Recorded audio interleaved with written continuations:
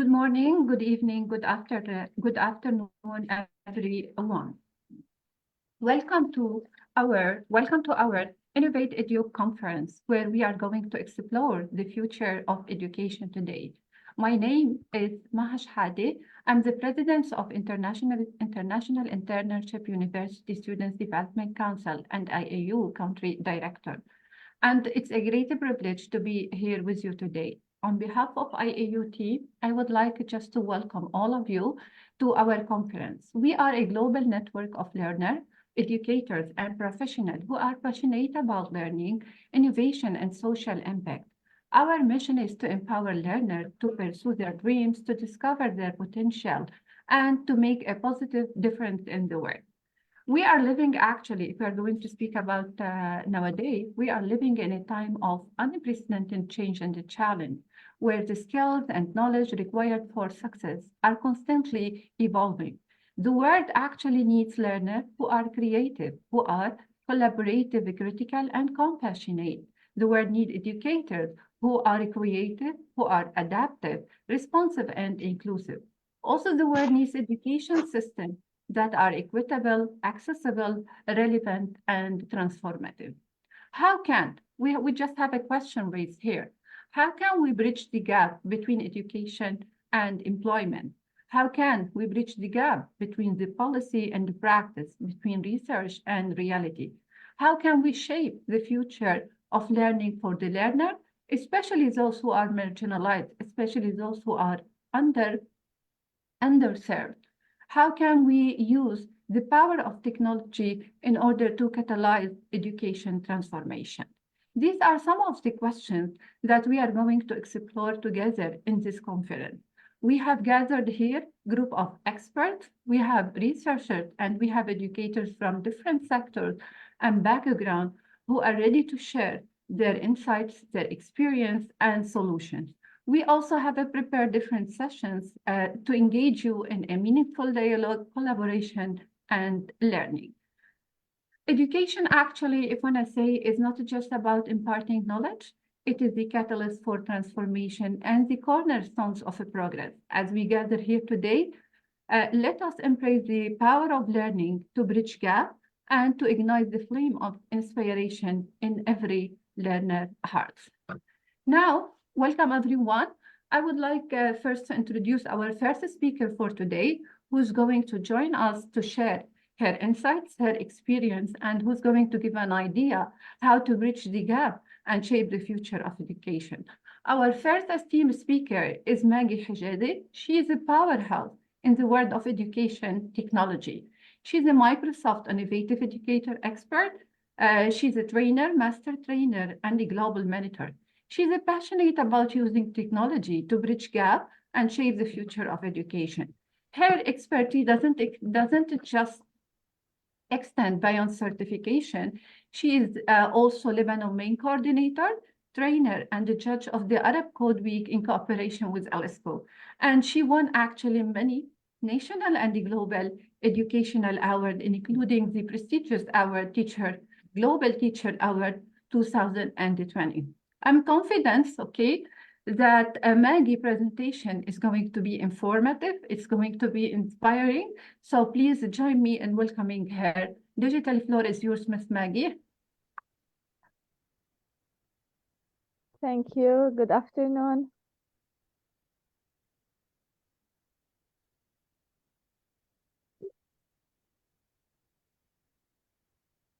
Yes, Maggie. Yes, I'd like to welcome everyone that is present with us today. Before we dive into the strategies and the techniques, I want to take a moment to express my sincere gratitude to each one of you. Knowing that teaching is not just a profession, your dedication to educating young minds, fostering creativity, and nurturing a love for learning is certainly an important job, an important part in that child's life. It's about more than just imparting knowledge. It's shaping lives, instilling values, and kindling the flames of curiosity and creativity. The impact you have on your students extends far beyond the classroom. It's not an easy task for sure. It needs commitment and passion to achieve.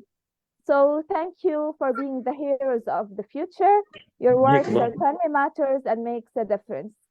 As we explore ways to enhance technology in education today, your education is what makes the educational journey possible for so many, and for that we are truly grateful. I want to start my presentation with the Innovate Education to build the future. How it is crucial for shaping the leaders of tomorrow. Of course, it involves adapting teaching methods, curriculum, and educational tools to meet the demands of a rapidly evolving world. There's a small call for Einstein I usually like to start my presentation with. I'd like to share it with you. I hope it's audible.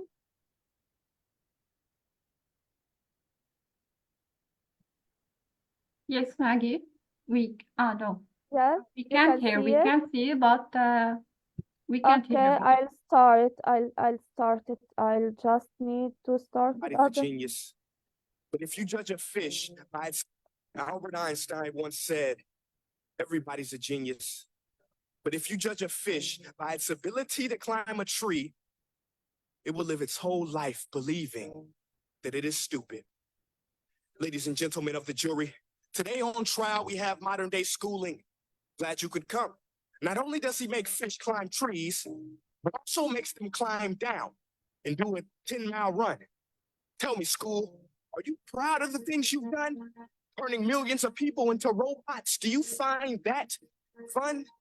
Do you realize how many kids relate to that fish swimming upstream in class, never finding their gifts, thinking they are stupid, believing they are useless? Well, the time has come. No more excuses. I call school to the stand and accuse him of killing creativity, individuality, and being intellectually abusive. He's an ancient institution that has outlived his usage. So, Your Honor, this concludes my opening statement. And if I may present the evidence of my case, I will prove it. Proceed. Exhibit A. Here's a modern day phone. Recognize it? Here's a phone from 150 years ago. Big difference, right? Stay with me. Here's a car from today. And here's a car from 150 years ago. Big difference, right? Well, get this. Here's a classroom of today. And here's a class we used 150 years ago. Now, ain't that a shame? Okay, I'll stop it here. So I'd like to always start with this quote. If you want to judge a fish for its ability to climb a tree, it would live all its life thinking that it's stupid. Sorry. And if we always want to stay in the same century that hundreds of years they used to use the techniques used hundreds of years ago, of course, our students, our generation would not progress with the progress that is going on in this century. So educational innovation is really crucial for shaping the leaders of tomorrow. It involves adapting teaching methods, curriculum, and educational tools to meet the demands of this rapidly evolving world. I want to stop here to know if you notice, about 3 to 4 months ago, the rapid evolving of the technological impact, the artificial intelligence, its way of evolution, it's rapidly taking place in such a way that all of us should follow up with this rapid evolving world. We have, of course, current challenges in education. We have lack of personalization, which is a major issue. That is the difficulty of customizing education to meet the needs of each student. Of course, we have individual differences in our classrooms. So we have a problem that we are not still able to give a system that fits all the needs inside the classroom. We have like a one-size-fits-all approach. We have outdated techniques. Many educational institutes still rely on the outdated teaching methods, do not effectively engage or prepare students for the future. And a problem that used to present is the resource constraints. Insufficient funding and limited access to quality learning materials sometimes hinder the ability to provide a high quality education to all. So we have to make a paradigm shift in education, rethinking learning methods. It's essential to move beyond the traditional lectures-based learning, embrace interactive, collaborative, and project-based approaches, embracing technology integration, which we are going to focus on in this session, implementing digital tools to enhance learning experiences and provide new pathways for knowledge acquisition is crucial for sure in this digital age.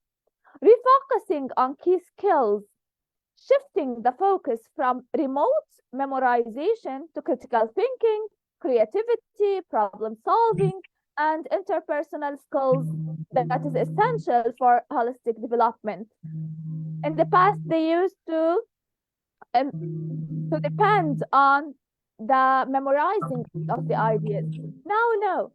There is a code that say, tell me and I'll forget it. Let me try it and I'll never forget it. So they always have to try to experience, to use. Is there a sound? No. Am I audible clearly? Yes, everything is okay. Oh, okay, thank you. Okay, and interpersonal skills, of course, is essential for holistic development. Some examples on educational approaches before I go into the technology part. I like to say things in general at first. Some approaches, innovative educational approaches in general, like the project-based learning, where students participate in projects that require critical thinking, problem solving, creativity, fostering deeper understanding of the subject matter. So this is an important point that educators should use, an important approach that educators should use. The flipped classroom model, which is being used a lot nowadays, where they utilize technology to provide students with instructional content at home, allowing more engaging and interactive activities during the class time, where the students prepare the material at home, they have the enough content, they construct it, and they come to the classroom. Of course, I'm talking everything in brief, just to give an idea, general idea on everything. So they come and utilize their capabilities in order to make interactive activities and engagement in the teaching and learning process. Experiential learning engages students in hands-on experiences to bridge the gap between theoretical knowledge and practical application in real-world scenarios, where they try everything, they make hands-on experiments in order to understand the material better. I guess someone is opening his speaker. Benefits of innovative education for students. With regard to the students, the enhanced engagement, innovative methods to increase students' involvement, enthusiasm for learning, leading to improved academic performance, holistic skill development. Students would gain a broader set of skills. They would not be shaped. They'll go out of the box. They will get skills including critical thinking, teamwork, creativity, adaptability, preparing them for future challenges, what also make them prepared for the life outside the classroom, for the life in general. The real world readiness, where they are prepared for life beyond the classroom, where they are improved as students, their practical knowledge develops, their application skills through innovative educational approaches also becomes better, so they would be ready for the real world practices, for the real world challenges. Now, empowering the teachers through innovation, I'm still not into the technological part, I'm still talking about innovation in general. Of course, there should be professional development that should be continuous, offering opportunities for continuous training and skill enhancement, enables educators to implement new methodologies effectively, supportive technology where they have the access for modern tools and resources that equip teachers to create dynamic, interactive, and engaging learning environments, improved morale where they implant innovative technologies that can invigorate educators, increasing job satisfaction and dedication to student success. Here I want to talk just more about the supportive technology, the modern tools, and in fact to go into the strategies of the technology in the coming slides. Of course, collaborative learning has its impact on the students. It enhances their critical thinking, their communication skills, and their empathy toward each other. There are barriers that should we overcome for innovation in general, still talking about innovative education in general, like the infrastructural upgrades where there is investment into technological resources and infrastructure in every educational organization. The professional training that educators should always be into professional courses, increasing their abilities, and especially the trainings that foster the effective use of innovative teaching methods and tools.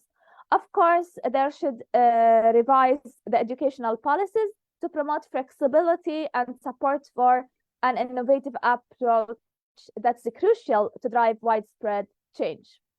Now into the technology integration in schools. Let's discover the power of incorporating technology into the classroom and how it can revolutionize students' learning.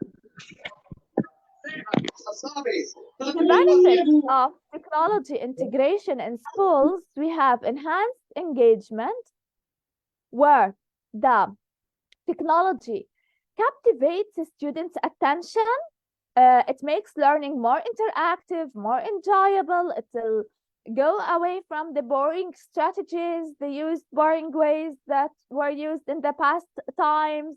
The personalized learning, because technology, as I talked before, the normal old methods do not go into personalized learning, while the technology enables tailored instructions and personalized learning experience for every student.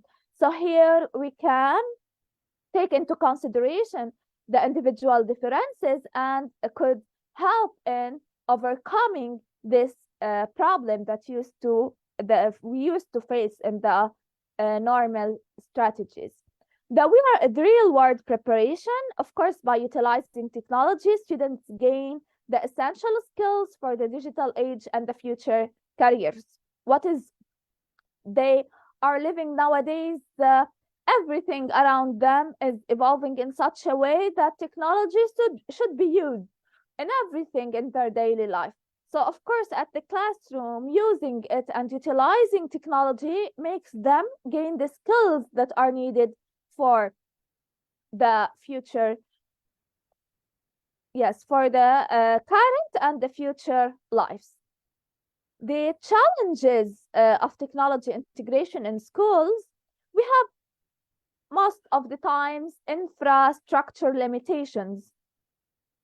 Some schools have insufficient resources.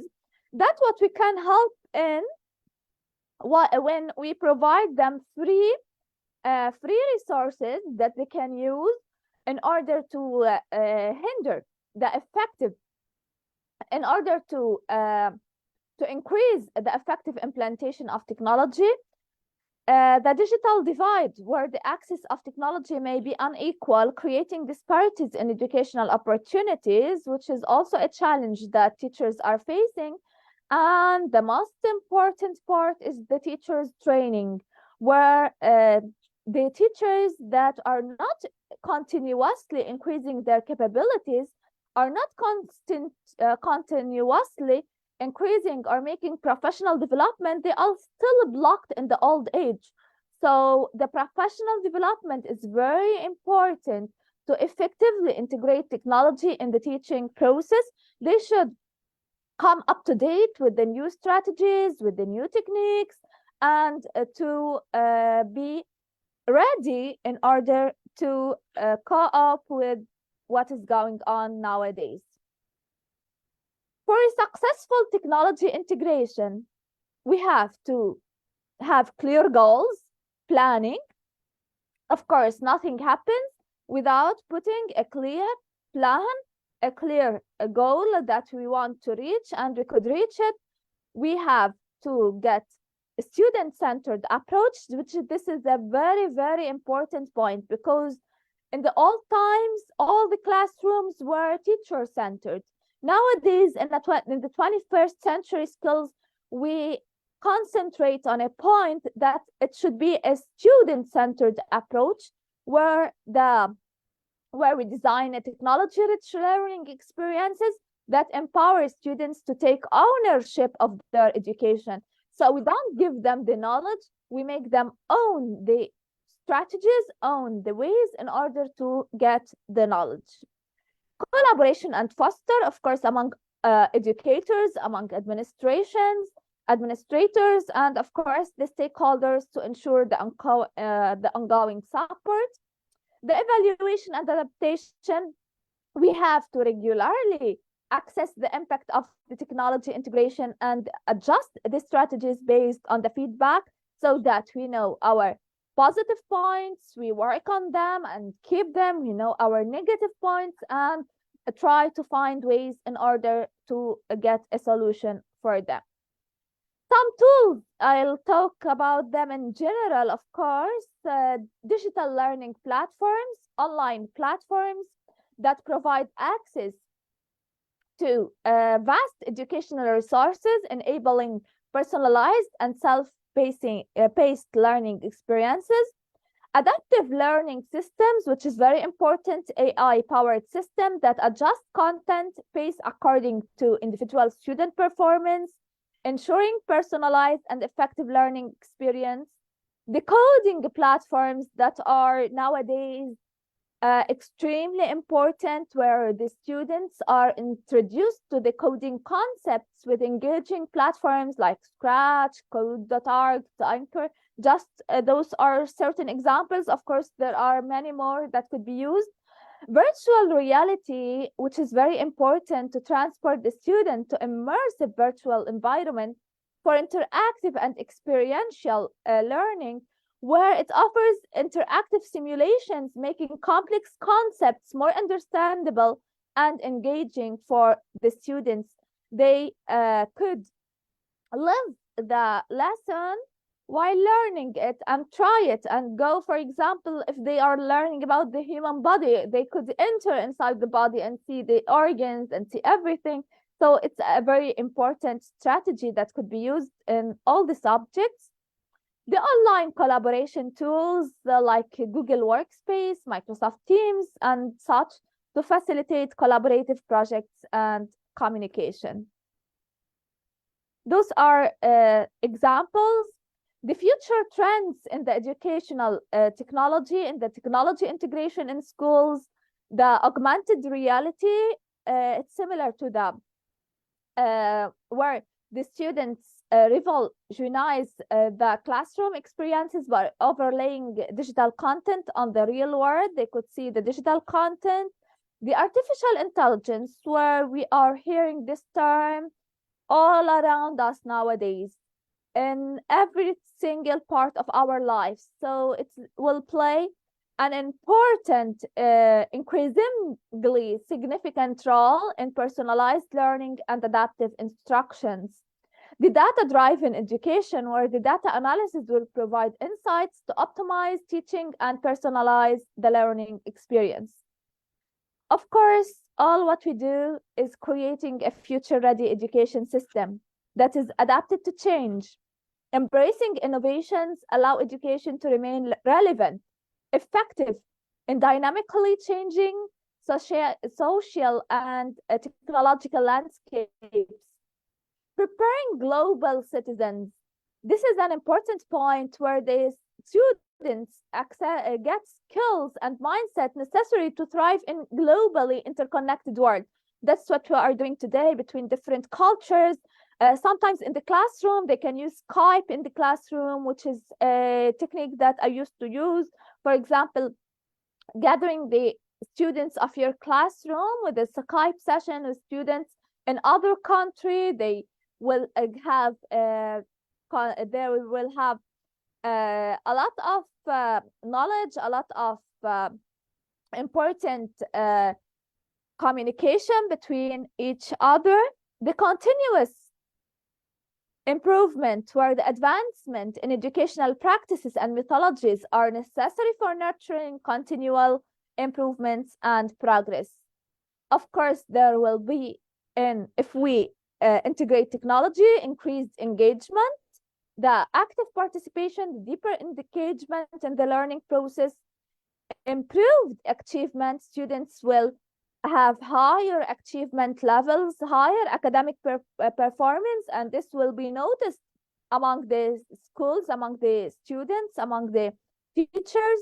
The enhanced creativity, where technology empowers the students to express themselves creatively and to think critically.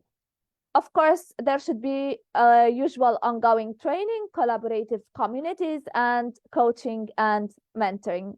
That was all. Thanks a lot for joining me with this quick and brief session that I tried to talk about everything, but briefly. Thanks a lot. Thank you, Maggie, for this amazing presentation. And as you mentioned, if we want to talk about technology and the integrations of technology in education, we don't need just 20 minutes. We need actually a whole session to highlight this part. Thank you a lot. Now join me in welcoming our second speaker for today.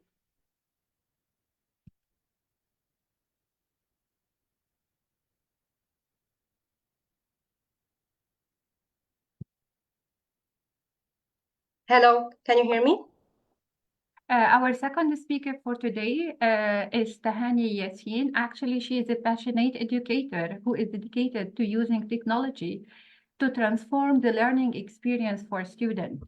With an extensive experience as a teacher and coordinator, she has a deep understanding of the challenge and the opportunities that technology presents in the classroom.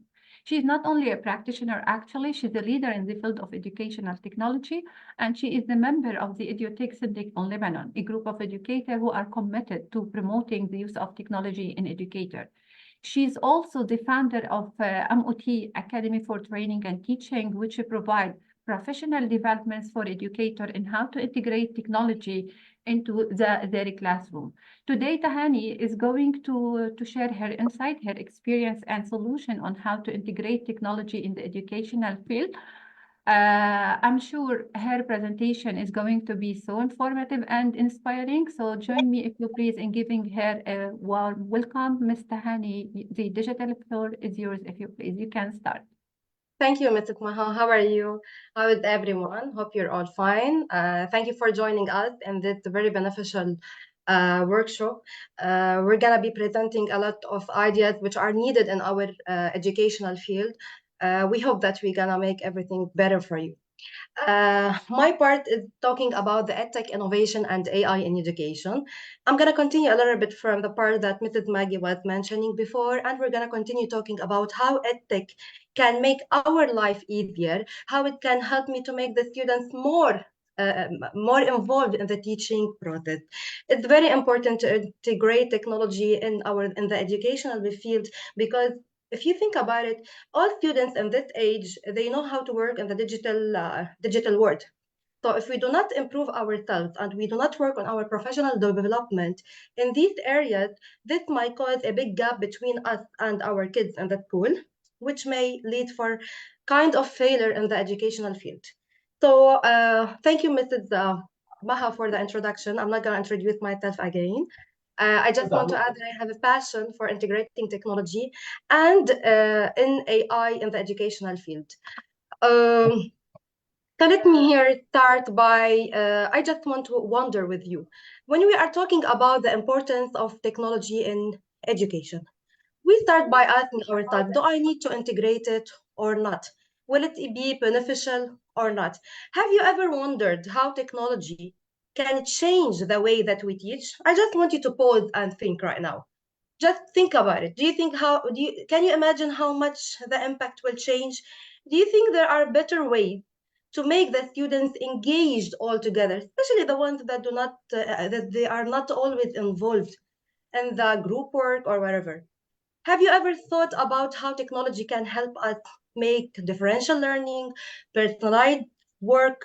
How can I provide more work for the high achievers? How can I provide more work for the low achievers? How can I make them all work together and get the benefits that they need? Are you curious also about these future trends? I myself, I am. I keep on updating my information about this field just to keep updated and to know how can I get the benefit from this area. So here, let me start by just informing you that it's really beneficial. It's really beneficial for us and for our kids, the platforms and everything as we're gonna be seeing now. All right. So most probably, we're going to be talking about these. Hold on. All right. So the importance of technology in education. So I want you to think about, why do you think it is important? If you would like to share your ideas with us on the chat button, it's going to be so appreciated from you to see how involved you are in this talk. When you think about technology, I want you to think of the way that you are teaching in the classroom. Are you integrating technology? Are you using flipped classroom with the kids? And if you are using it, are you using it in the correct way or no? These are things that we need to think about before we talk about technology and how to integrate it. And after that, we have to think of a way how to integrate this and this medium to grab the attention of the kids in the classroom. So basically, we have a lot of things to think about. Okay. First of all, if I want to think about technology, why is it essential, and so on. So I need you to pause and think how it can help you. Okay. Can it help me with the kids? Can it help me with creating the assessment? Can it help me in creating modified exam? Can it help me, for example, in creating engaging activities? I don't know, digital platforms? I don't know. So think about these all, and how can I gather all of these information from here and there to help me make my class unique, and judge it's really a class where the students wait me to come and explain. I'm gonna talk briefly about each of these because we have simple things that I want to share with you. So it's gonna be, for example, technology. You know, in the past, when we needed to have more resources, we used to go to the libraries here and there to find information. But now everything is found on the internet. You have the online libraries, you have the search engines, you have many educational websites, many gamification which you can use in order to make this concept more clear for the kids or for the students. All right. Other than that, it enhanced the learning and teaching method. Hey, do the learning and teaching method, you know, we're not using the traditional teaching like before. As Mrs. Maggie said, now we're in 21st century. We have skills that we need to create in the mind of our kids. So here we're enhancing the learning and teaching experience. Here we are making our kids ready for the future where they take the ownership of their own learning process. So here they can use these which I provided here for you as an example, like the educational applications, like the online platforms where they can discuss together ideas, share their ideas. It's going to help them to work more on the collaboration and the communication skills. We're going to be working on the critical thinking, on the creativity, the 4 C's. So student-centered learning is very important, and it can be done perfectly with the use of technology. Personalized learning. When I read the first word, you check you know that we have different levels in the classroom, and each student in my classroom had the right to learn. Each student, no matter what the case is, I can create, I can make, I can prepare a lot of things where I can address every type of student, no matter what the level he is at. For example, what do I mean by every type? I mean the visual learners, I mean the auditory learners, I mean the learners which like to work handcraft, hands-on activities, learners who like to take notes and read and write. So I can address any type of student, and I can work on the high achievers, and I can help the lower achievers to have more feedback. You're writing for me, but I'm not reading them. Yes. Sure, it is. Thank you for sharing with this hint. Thank you, everyone. Yes. All right.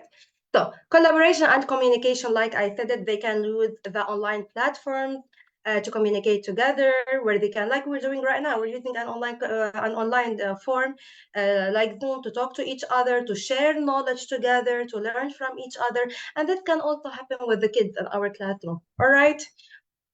Here also, I'm going to be talking about the remote and flexible learning that we have said, the digital literacy, which is one of the very important skills in the 21st century. You know, the 21st century skills, they're talking about how to make students more have the skill of collaboration, communication, creativity, critical thinking, problem solvers, digital literacy, and lots of these things, and positive mindset. All right, engaging and motivating students through these, which I have mentioned before, like the gamification, educational games, multimedia content. Please, as much as you can, try to include these educational games in the classroom or as a homework for the kids. When we hear the kids are going to play, and at the same time, they're going to get the knowledge that you want them to get. Now I'm going to be talking about another thing, which I love the most, which is called AI. AI, يعني I'm talking about the artificial intelligence. You know, I'm talking briefly about them. This is a big course. I'm just talking briefly about them to introduce them for you and to convince you to include these tips in your lesson plan, in your classroom, in your assignments, and everything. Now, when we think about AI, AI has done a lot of change in this world. Have you ever wondered how AI can help us to uh, improve the way that we teach our kids? What if we could see this AI, we could use the AI in a way where I can personalize my learning? How can, what about I being able to automate things? I have a lot of tasks. I have to prepare a lot of presentations. I have to to create, for example, an answer key for my exam. I have to prepare PowerPoint, prepare PDF. Basically, we used to go to Google and read here and here and here and here. And after that, I analyze the information. And then I try to write. What if there was someone or some chatbot who can do all of this instead of me? And in this time, I can take benefit of it to work, for example, on my professional development, where I am not doing less effective work for my work. So how do you think that AI can help the way that we teach, that we learn? How can we make the education more accessible for the kids, for us? How can we make all of this effective? Let me tell you that AI really is very important. Whatever you are seeing in front of you right now, we can use the AI to improve the way that we make the document, that we, for example, I don't know if I want to create PDF, if I want to create a PowerPoint presentation, if I want to read about something, if I want to create e-portfolio for me, if I want to teach my students to create e-portfolio for them. AI is an open big word where it can be integrated into my classroom and into the methods which I am using to make my kids more attentive to me. And how can I do that? How it can help me? There are lots of ways where we can do this.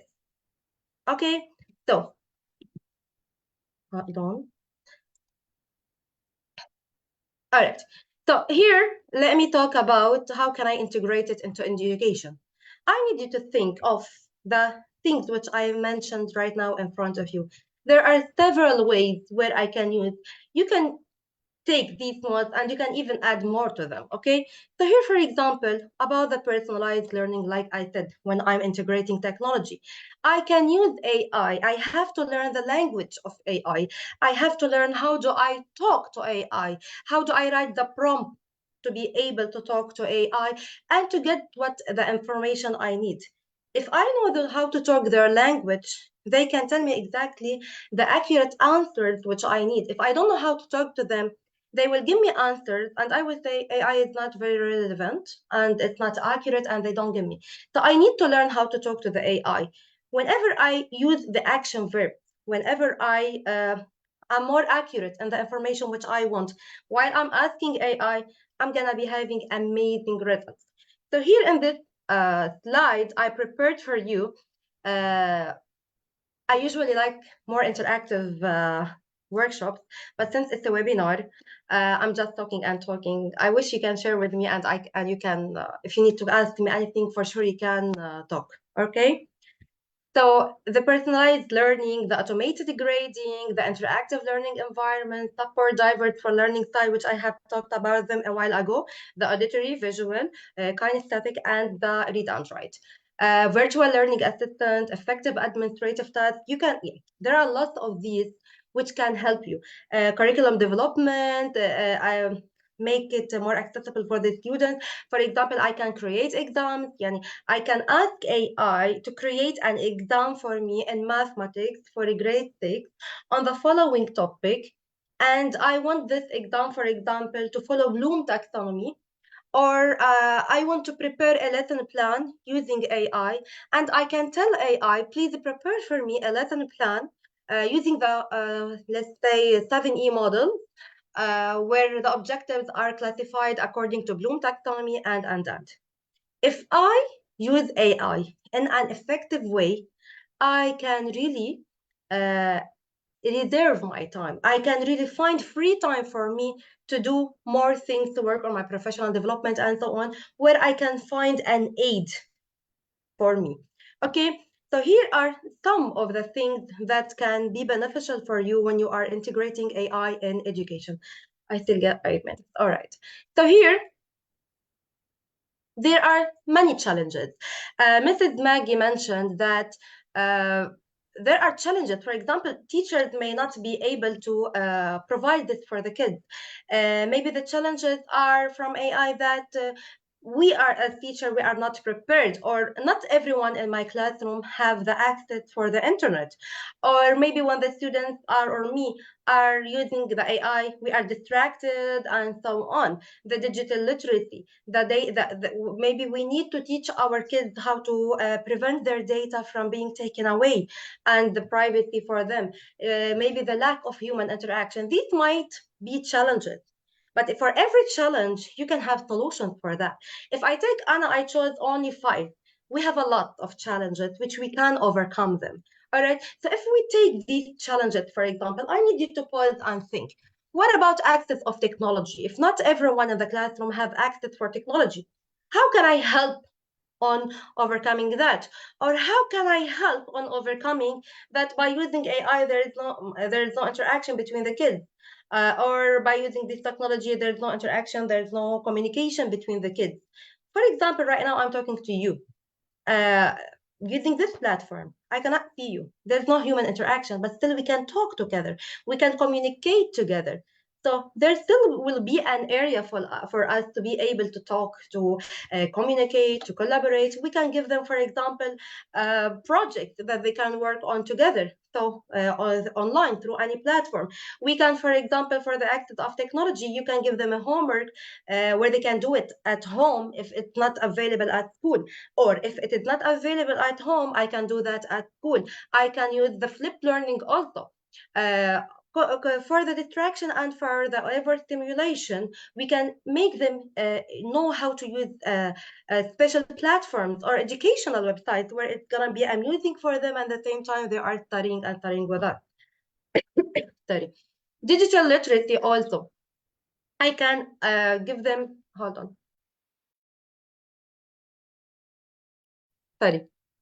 And digital literacy, if they don't know how to use the laptop and the mobiles and so on, we can have a session for that in the curriculum and the periods that the students take at school.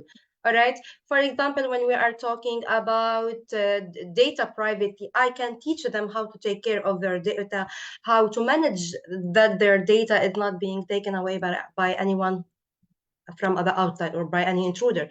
As I told you here, we can blend the AI tools to make them collaborate together. You know, I don't know if you know about Google.it, or I don't know if you know about the Google Slides or any else thing.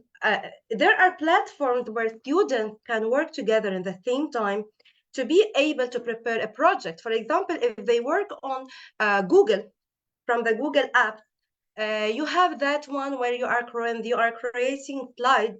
If you gave them a homework, if you gave them a project, they can do it all together. They can work all together on this presentation at the same time, where each one of them is taking a special part. So they are all working together. It is very important to make them work together and to try to overcome these challenges.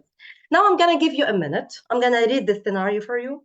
And I want you to think this is a real life example. I'd like to add that just to make it more interactive with you. And I need you to think what the outcomes are. So here, I'm going to be talking about a classroom where we have a teacher. Her name is Lopez. She faced challenges catering to the individual learning needs and spaces for 30 students. We have the inclusion, we have different spaces that everyone can work with. So she wants to provide some differential instruction. And what did she do? The range of abilities made it difficult to ensure that students receive the necessary attention to thrive. So she decided to implement an AI-powered personalized learning program. All right? Now, this system is designed to adapt each student learning style, which we have mentioned before, and it provides tailored math and reading exercise. As students interacted with this program, the AI adjusted the complexity of the task in real time to keep students engaged without overwhelming them. So here, the teacher integrated AI in this area to be able to provide better for the different cases that she have, for the different levels, for the inclusion that she has in her class, where she can cover all the 4 learning styles in front of her.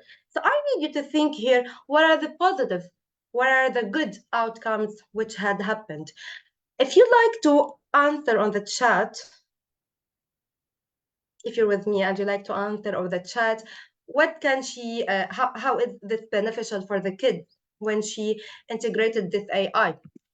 You know, here, for example, if you look at the thing which she did, you know that they are more engaged, as we said in the last one, where I'm giving the attention needed for each of the students, that one-to-one working with the students, individualized attention. And I am providing an immediate feedback. There's a website which is called Live Worksheets. Students can work on it. And while they are working on it, they can self-assess themselves because it directly corrected for them. So this provides immediate feedback where the student can directly know where the errors are and he can work on them. The data-driven insight also, and finally, the time management. So she was able to manage her time for these 30 students by giving everyone the instructions that is needed by them.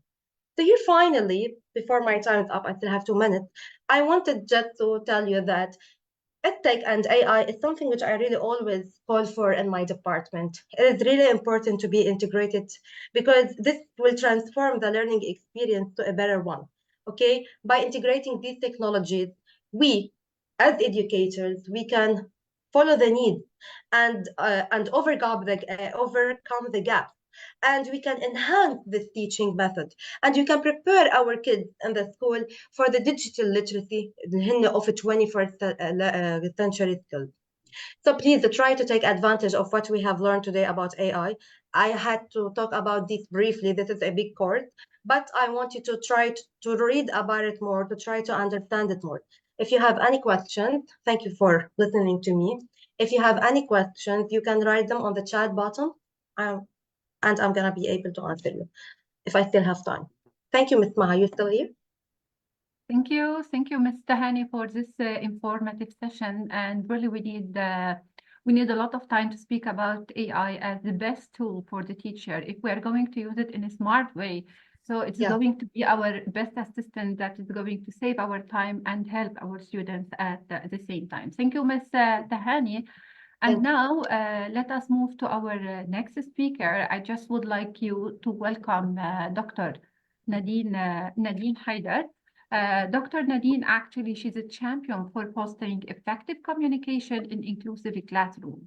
Her passion for education shined through in her multi-phase career, actually. As a PhD student and researcher, she delved deep into the complexities of a human interaction and learning. Her dedication to quality assurance ensures the educational programs are designed and implemented with excellence in mind. As a skilled trainer, she empowers individual and the group with essential communication skills. Today, Dr. Nadine is going to join us to explore the crucial role of communication skills in inclusive classrooms. Drawing on her extensive knowledge and experience, her commitment to inclusive education and her expertise in communication make her a true asset to our community. Her presentation promise to be informative and inspiring, equipping educators with valuable tools to create a classroom where every student can thrive. So please join me in welcoming Dr. Nadine. Dr. Nadine, the digital floor is yours. You're most welcome to share your presentation. Good times, and thank you for inviting me to be a part of this conference. Thank you, Mrs. Maha. Thank you, IIU. I'm really honored and pleasure to be a part of this talk. As Mrs. Maha said, my talk will be about inclusive communication skills in an inclusive classroom, where no child or no student is left behind. I'll be talking about communication skills in these classrooms.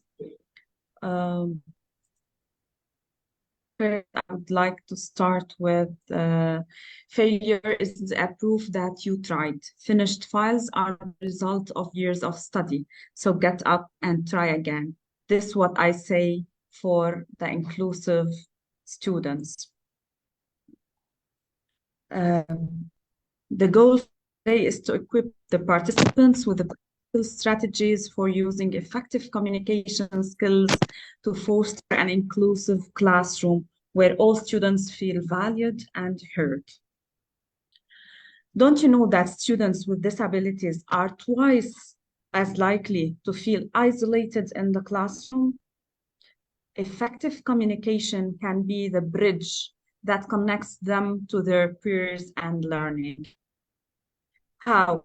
By asking and asking all the time. They need to use where, when, who, what, why, and how. And if they don't know how to use them, we should help them to do. In order to reach the stage where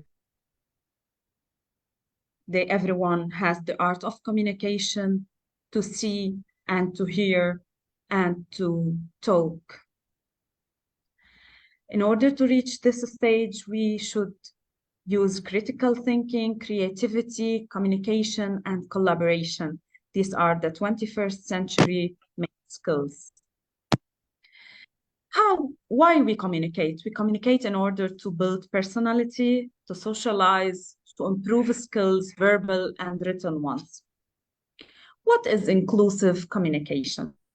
Inclusive communication in the classroom goes far beyond simply ensuring physical accessibility through ramps, assistive technology, or clear visuals. It's about fostering a learning environment where every student feels safe, respected, and empowered to practice actively, regardless of their individual differences. It's about recognizing and valuing the diverse needs, backgrounds, and learning styles that each student brings to the table. Let's start. First, recognize diverse communication styles. Every student communicates differently, as the speaker said. Some may be strong verbal communicators, while others may excel in writing, visual arts, or other nonverbal forms of expression. Inclusive communication acknowledges these differences and provides opportunities for every student to showcase their strength and participate meaningfully. This means offering multiple avenues for students to engage with material, such as oral presentations, group discussions, written assignments, artistic projects, and digital tools.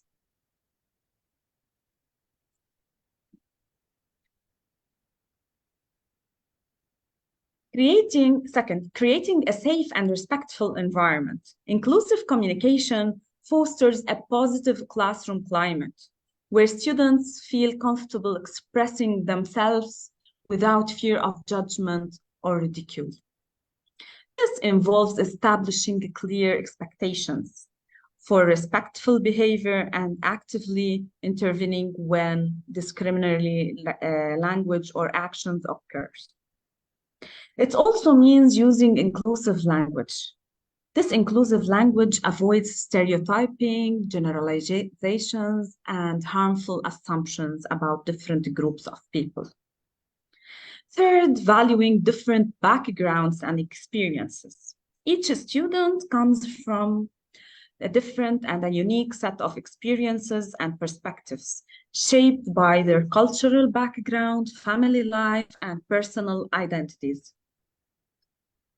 Inclusive communication acknowledges and celebrates this diversity by incorporating authentic representations and examples into the curriculum for students from different backgrounds. This could involve featuring diverse authors from different countries, historical figures, and current events in discussions, and encouraging students to share their own experiences and perspective in a safe environment. Fourth, adapting communication to individual needs. Students have different learning styles and abilities, and some may require additional support to access and understand the material. Inclusive communication involves differentiated instruction to meet,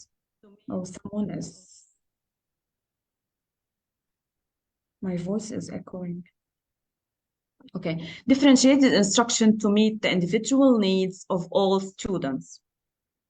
This could include providing additional explanations, breaking down complex concepts, offering alternative assignments, or using assistive technology. And my colleague Manal will go deeper into differentiated instruction in the next session. It's crucial to remember that accessibility is not one size fits all. Regularly checking in with the students and seeking their feedback on how best to support their learning is essential. 5, fostering positive communication interactions. Inclusive communication involves actively listening to all students, acknowledging their contributions, and encouraging their participation. This means avoiding teacher-centered lectures and creating opportunities for collaborative learning and student-led discussions. It also involves employing wait time after asking questions, and this is really very important to allow students time to process and formulate their responses and using a clear and concise language that is easy for everyone to understand.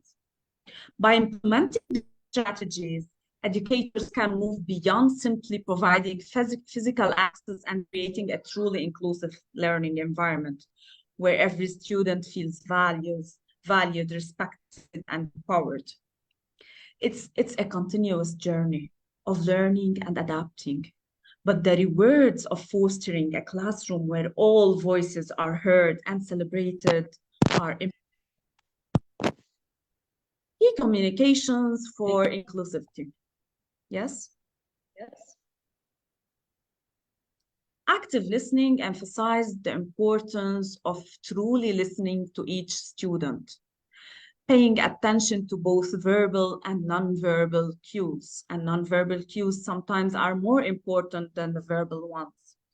Clear and concise language. Use plain language, avoid the jargon, and explain complex concepts in a way that it's easy for all the students to understand.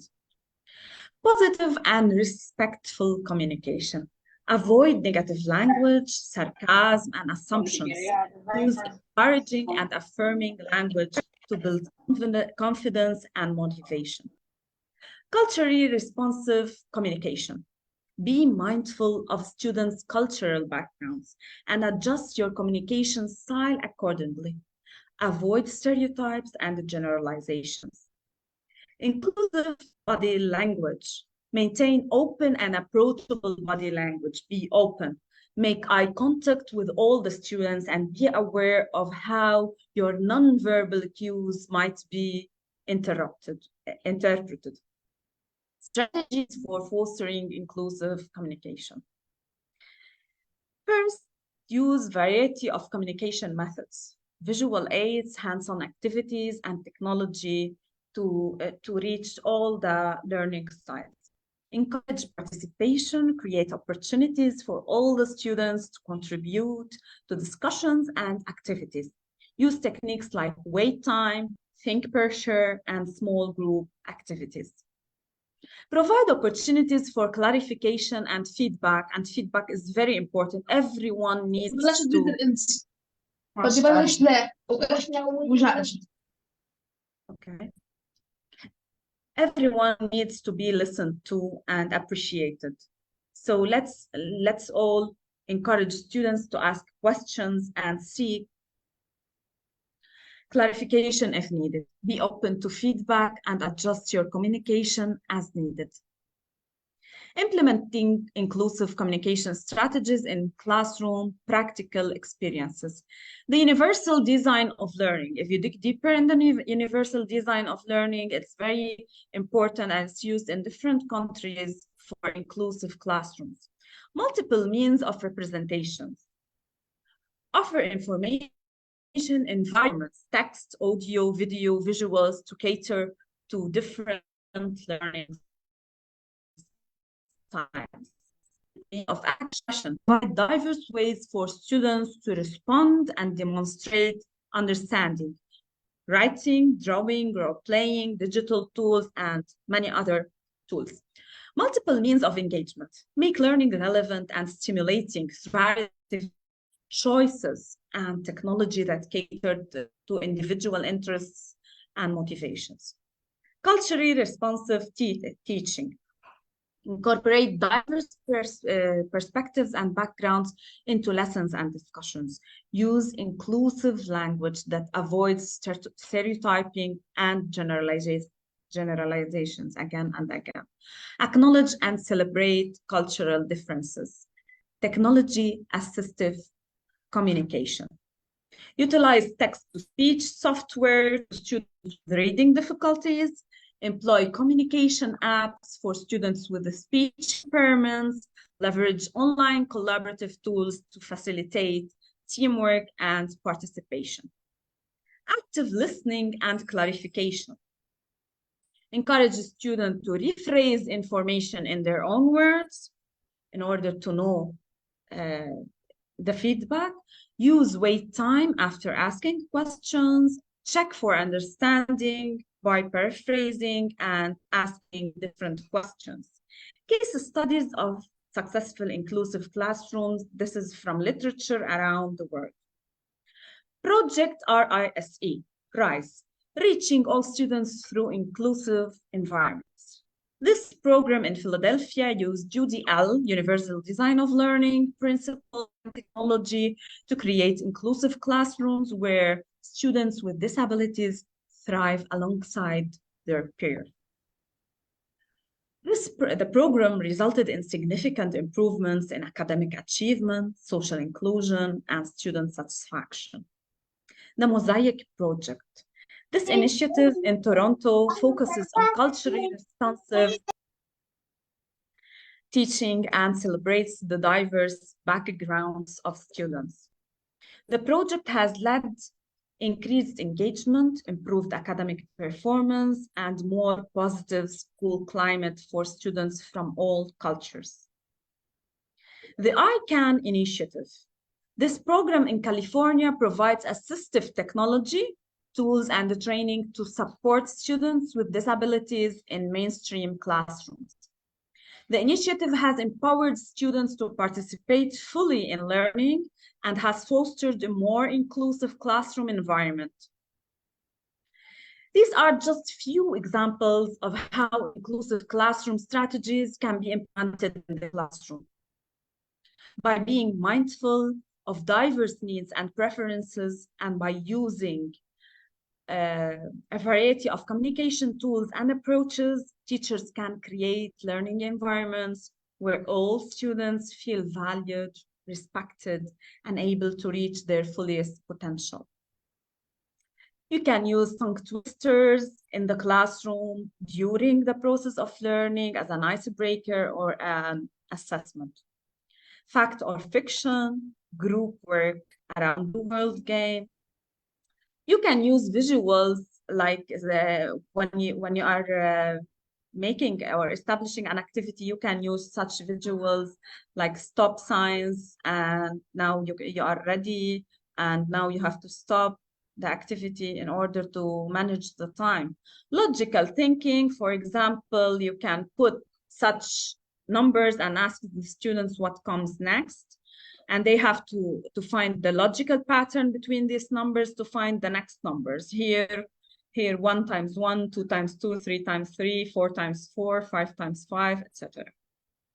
Creativity, you can put anything in front of them and ask them, what do you see? This enhances communication verbally and creativity, problem solving, thinking, and understanding others' point of view. Everyone wants to see what the others saw and why did they said what they said.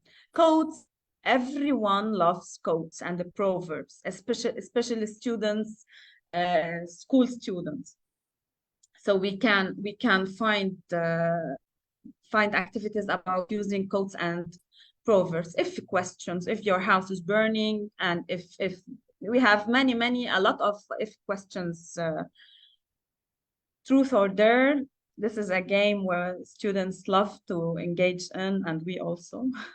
Would you rather? It enhances thinking, strategic planning for the future if it's about the future.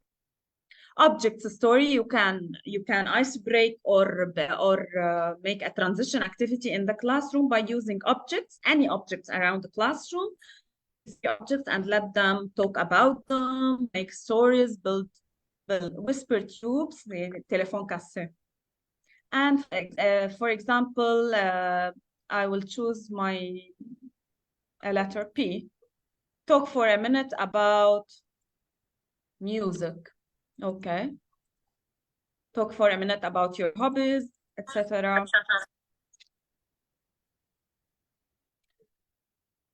One minute.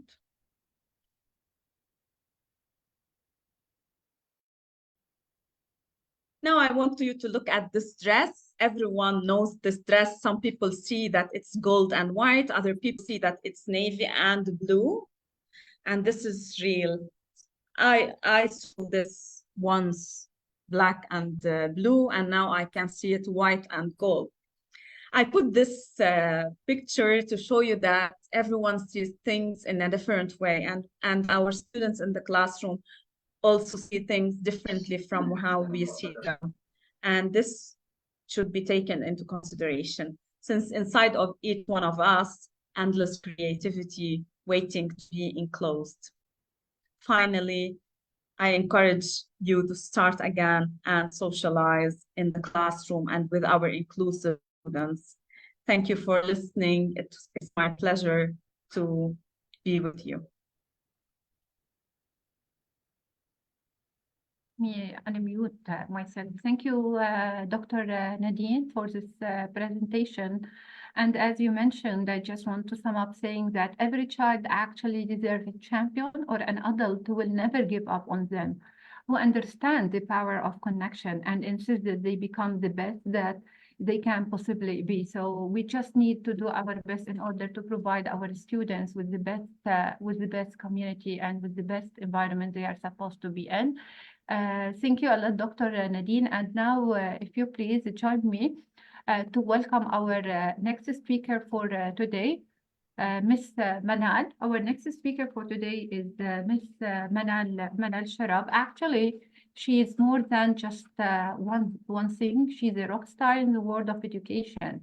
As a university instructor and mentor, she guides young minds in the halls of academia. But her expertise actually goes far beyond the classroom. She's also an accredited trainer, author, and academic writer. Also, Ms. Manal is the founder and the CEO of two educational centers, Be Ready Learning Center and Continual Learning. Today, Manal is here to talk about something very important, making sure that every student learns in a way that works best for them. We all actually, when it's come to learning, we all learn differently. Some of us, for example, are in love with puzzles. Others prefer, for example, stories, or some just need to move around in order to really understand things. Manal actually has a ton of ideas and tricks to help us teachers to figure out how to reach each student in the way that makes them excited about learning. So let us give a big welcome to our next speaker, Ms. Manal Sharab. Digital floor is yours. Thank you. Hello, everyone. Good evening to every one of you. Good evening, Mrs. Maha. How are you? Good Fine. evening, my colleagues. And thank you for the very nice presentation of me. Thank you so much. Actually, I will want to start by thanking my colleagues for their beautiful presentations and fruitful ones, Maggie, Tahani, and Dr. Nadine, who also started with saying some bits and pieces of the importance of differentiated instruction, and this will make my presentation so much easier. I will also thank the coming speakers for their insights that they will share with us. Our beautiful participants, you are all engaged to participate with us as I try as much as I can to make this presentation interactive. As what Mrs. Maha said, the presentation today will be about inclusive learning and mainly differentiated instruction. We will talk about inclusive learning and its importance, some of the strategies. However, we will not delve in the details of every strategy because this takes a lot of time.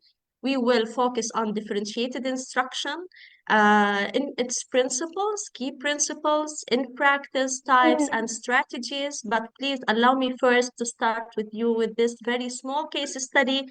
And I encourage you all participants to share, please, with me your insights as I learn from you. We have a very short scenario saying that suppose you are, and assume you are a high school teacher with a class that includes students with varying learning styles. I don't know, participants, if you can talk or not. If you are unmuted, please, you can just raise your hand and speak. And if you are muted, please share your insights on the chat. I will try to read them. So you Ms. are a Manal, high school teacher. sorry, just Excuse me. interruption. Just you need to share your screen because I think we are still sharing Ms. Dr. Nadine screen. Okay. Now, is it shared? Share. Is it shared now? Let me check. It's okay. Yes. Yes. Okay. Okay. So yeah, so I will continue then. We're gonna delve in more in inclusive learning, its definition and importance, its strategies, but we'll not be able to delve into all the strategies as this needs a lot of time.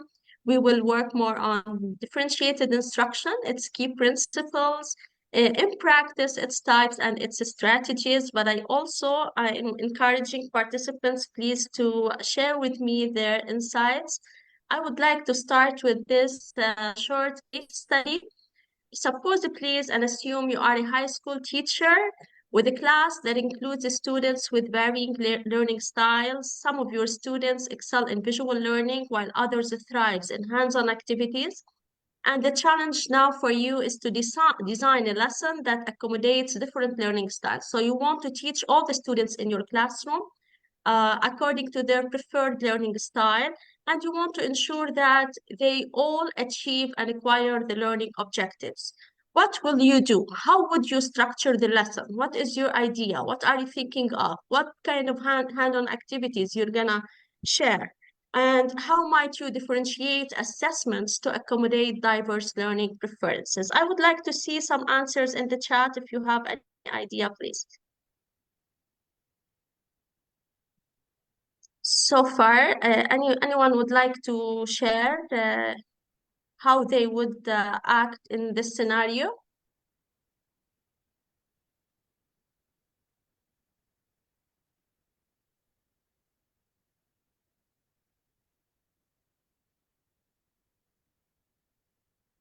Okay, I have answers. I don't have answers. Okay. As long as you're not answering for this scenario, we might come to it later. Don't worry.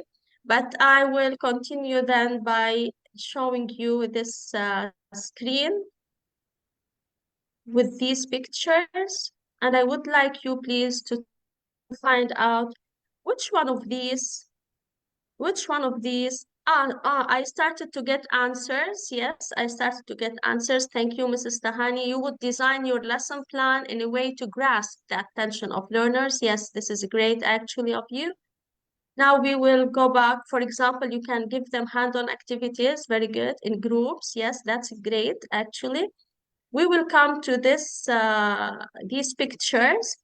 And I would like to ask you, please, what of these pictures is an inclusive learning example? So which one of these pictures, can you see it fully, is an inclusive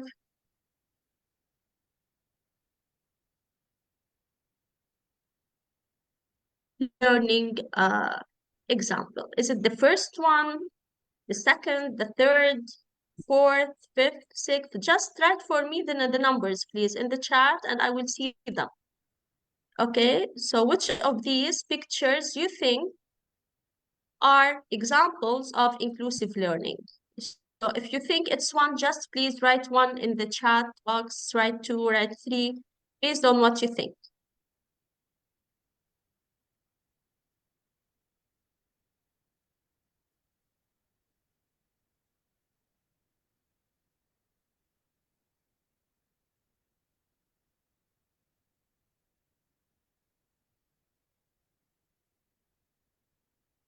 Well, it's clear that picture number one, picture number two, picture number three, and picture number six are examples of inclusive learning where you have, for example, in picture number one, students are working with the teacher. Everyone see how they are sitting in a very good environment. See that the second picture down, also the teacher is working with the students in a very near way. Yeah, she is approaching them maybe based on what they like. They are happy. See that in the third picture here up, the girl is working on her laptop, something like maybe she is having an online class or or a certain personalized course, etc. Now in picture number three, it's clear all maybe they are 2 and 6. So Mr. Hussein Khalifa thinks 2 and 6 are Examples of personalized learning. Yes, you are right. Picture number 2 and 6 are examples. All may be, yes, they are all working together, and maybe also the one on the laptop is using a platform, an online platform. Yes, you are right, Mr. Hani. Actually, I only would like to exclude the picture number 5, sorry, where this guy is sleeping. Can you see how students are bored? They are not engaged in the learning process. The one there is daydreaming. Someone is trying to sleep there in the back. So, of course, this 5th picture is not an example of inclusive learning, because we can see that some students here, my friends, though they are in class, but mind-wise, they are not there. So in body, yes, they are sitting, but see, everyone is in his own world. Also, picture number 3, see how traditional the seats are in this class. Students are sitting and acquiring learning in a very passive way, just getting information from the teacher. We can assume that none of these students in the 3rd picture is constructing his or her own learning. So here in this 3rd picture, students are just receiving information from the teacher. So we can say that all of these pictures are examples of inclusive learning, except picture number 3. Yes, Mrs. Tahani, you are right. In picture 3, they are passive learners. They are left behind. Very good. They are not involved. Thank you for what you're saying. Actually, your insights are great. Pictures 3 and 5 are not very good examples of inclusive learning. However, they are examples of a very traditional classroom where the teacher barely cares to the needs of these students or their likes and dislikes, their abilities, and so on and so forth. From this, let us find together what might inclusive learning be. So inclusive learning, my dear friends, could refer to an educational approach. So it's an approach, a certain method of learning that aims to accommodate. When we say accommodate, it means the teacher needs to equip the need of the student from all its sides. There is a certain accommodation process and support the diverse needs, the different needs, backgrounds, abilities, and learning styles of all learners. So that's what inclusive learning refers to. So when we say inclusive learning, it's a very wide approach, broad approach. We will see later on how this approach actually has many strategies that we can apply in our classrooms. The goal in inclusive learning is not to educate all learners. We need here to move aside from the concept of educating all learners in the classroom to the notion of educating every learner in the classroom. So it's not educating, I'm as a teacher, I want learning to happen to like 80% of my class. No, this is not enough. I want learning to happen to 90% of my class. No, this is not enough. When we speak about inclusive learning, we need 100% of learners of our class or in our classes to learn. How learn? Maybe not the same material, maybe not the same content, maybe not the same objectives will be acquired. However, they are all in the process of extending, enhancing, extending, and little by little empowering their skills. So the goal in inclusive learning is to create a learning environment where every learner feels respected, and has an equal opportunity to participate and succeed, starting from his own potential. So with inclusive learning, we as teachers, as educators, our starting point is not the curriculum. Yeah, this is maybe our goal, but it's not our starting point. Our starting point is the student himself, his potential, how I start from him and move to extend his capacity, his learning capacity. Now, why we are stressing so much on inclusive learning? We as teachers, as educators, our study. Sorry, someone is, I'm asking someone to mute, please. Okay, thank you. So why are we as educators focusing on inclusive learning? Actually, equality is the last thing we can think of if we want equity to happen in education. Let me give you an example that we share in our daily lives. Suppose you have two kids. You have a girl who is 20 years old and you have a girl who is 10 years old. And suppose you are giving, for example, the girl who is 20 years old, like $100 every month, and you are giving the girl who is 10 years old also $100 every month. You think that every girl will take the chance to buy her needs in equal terms because both of them are your daughters. And you think yourself here as a parent, you are working on equal basis. My dear friend, I will tell you, in this case, you are being unfair. And here you come to work against what is known as equity. Equity is not necessarily to be equality. With equity, you will not give both daughters the same amount of money. With equity, you will give every daughter what she needs in order to fulfill her own needs. And let us transcend this example to our classrooms, to education.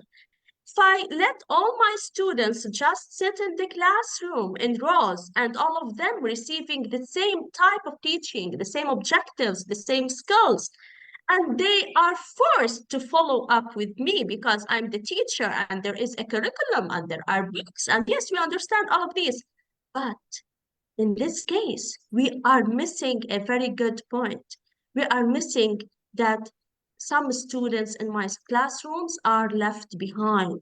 Those students who cannot cope with me, those students who I'm not giving them the chance to learn at their own pace, to start from their own potential. And here comes the notion of equity in education. When we say equity, we mean that we give them every student the right to learn based on his needs, based on his preferences, based on his abilities, etc. And we not teach the whole at one time. However, we teach every student starting from him or her. So in this case, we are catering diverse learning styles. We are promoting social inclusion, and Dr. Nadine talked a lot about social inclusion and communication and inclusive classrooms, that I need to pay attention to every one of my students. Now, with inclusive learning, there are some teaching principles that we as educators, we need to understand different dimensions of diversity. We need that students, even in their diversity, are diverse. So in classrooms, we have the diversity. They are not all different in the same way, and they are not all the same in everything. So they are different, okay? And that's why we need to promote a sense of belonging for all the students. We need to create a clear syllabus or syllabi with a variety of course content. We need to incorporate active learning practices. We need to engage in self-critical reflection. And in this case, we need to make sure that our learners are all engaged in the learning process. And now we will see how we make this variation. Another case study, and I would like here, please, more participation. Suppose now you are a college professor teaching a course that involves group projects. One of your challenges as a professor is ensuring that group dynamics are inclusive and that each student, regardless of his or her background or ability, contributes meaningfully to the project. The discussion points which I would like, please, from you to just give me hints about. To structure group assignments to promote inclusion and collaboration. So now you are a professor and you are assigning a project to your students. You have students of diverse abilities, diverse backgrounds, and you want them all to contribute to the project. So on what basis or on what criterion you're going to make this division? And what strategies might you employ to address potential conflicts within diverse groups?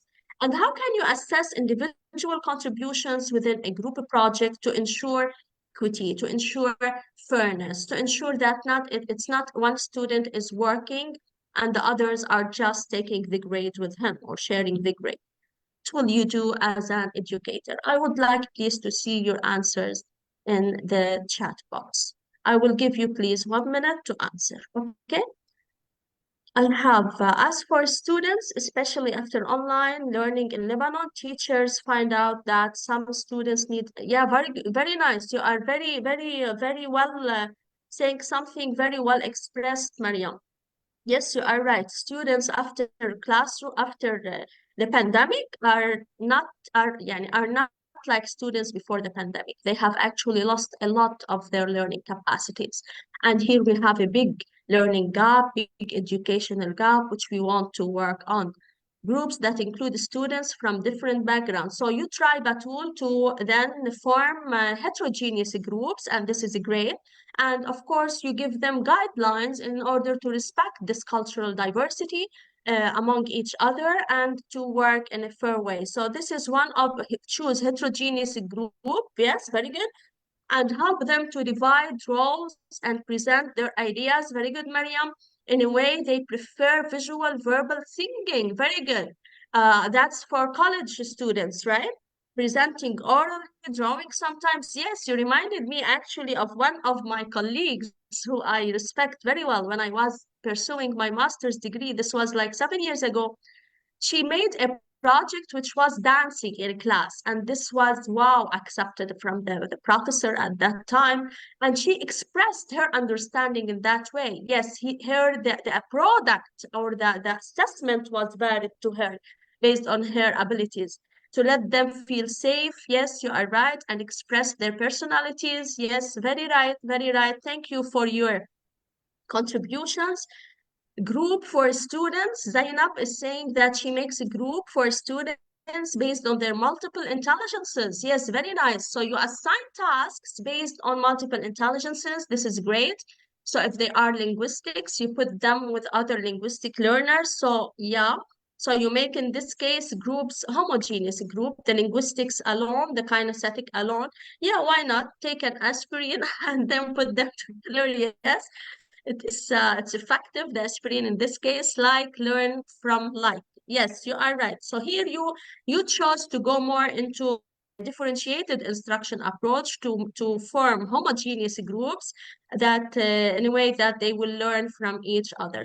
So great participations. I appreciate all. Mr. Hussein Khalifi is saying that he asks students to present the topic using their favorite way of multiple intelligences. Yes, this is great. I like your flexibility. Actually, you are great educators, and I'm happy to share very small insights with you.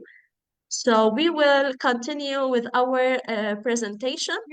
So the strategies, all of you actually, what you have said concerning how you will divide the groups in a way or another. You spotted light, you highlighted on one way or another of the strategies of inclusive learning. As I told you at the very beginning, inclusive learning is a wide approach, a broad approach that includes many strategies. The chance to collect for you only 8. They are more actually. So we have the universal design for learning, and it's not of learning, my dear colleagues. It's for learning, to allow learning. And we have also differentiated instruction. We have, please, anyone opening the mic, please mute. Please mute. Okay. Someone is... Yes, thank you, Batul, for muting. Okay. So the different strategies are universal design for learning, differentiated instruction, collaborative learning, and here we need to pay attention as educators to make our grouping very flexible. scaffolded instruction, assistive technology, individualized education plans. Sometimes for the very special cases, we need to go by students, culturally responsive teaching, peer tutoring, and mentoring, and there are many. Due to time shortage, we have the chance to spotlight today and highlight one, even in a very narrow approach. Now we come to differentiated instruction. Let me please ask you again, when we say differentiated instruction, what do we mean? What do we need to differentiate in differentiated instruction? The instruction only, and if the instruction, how? You as educators, what do you differentiate?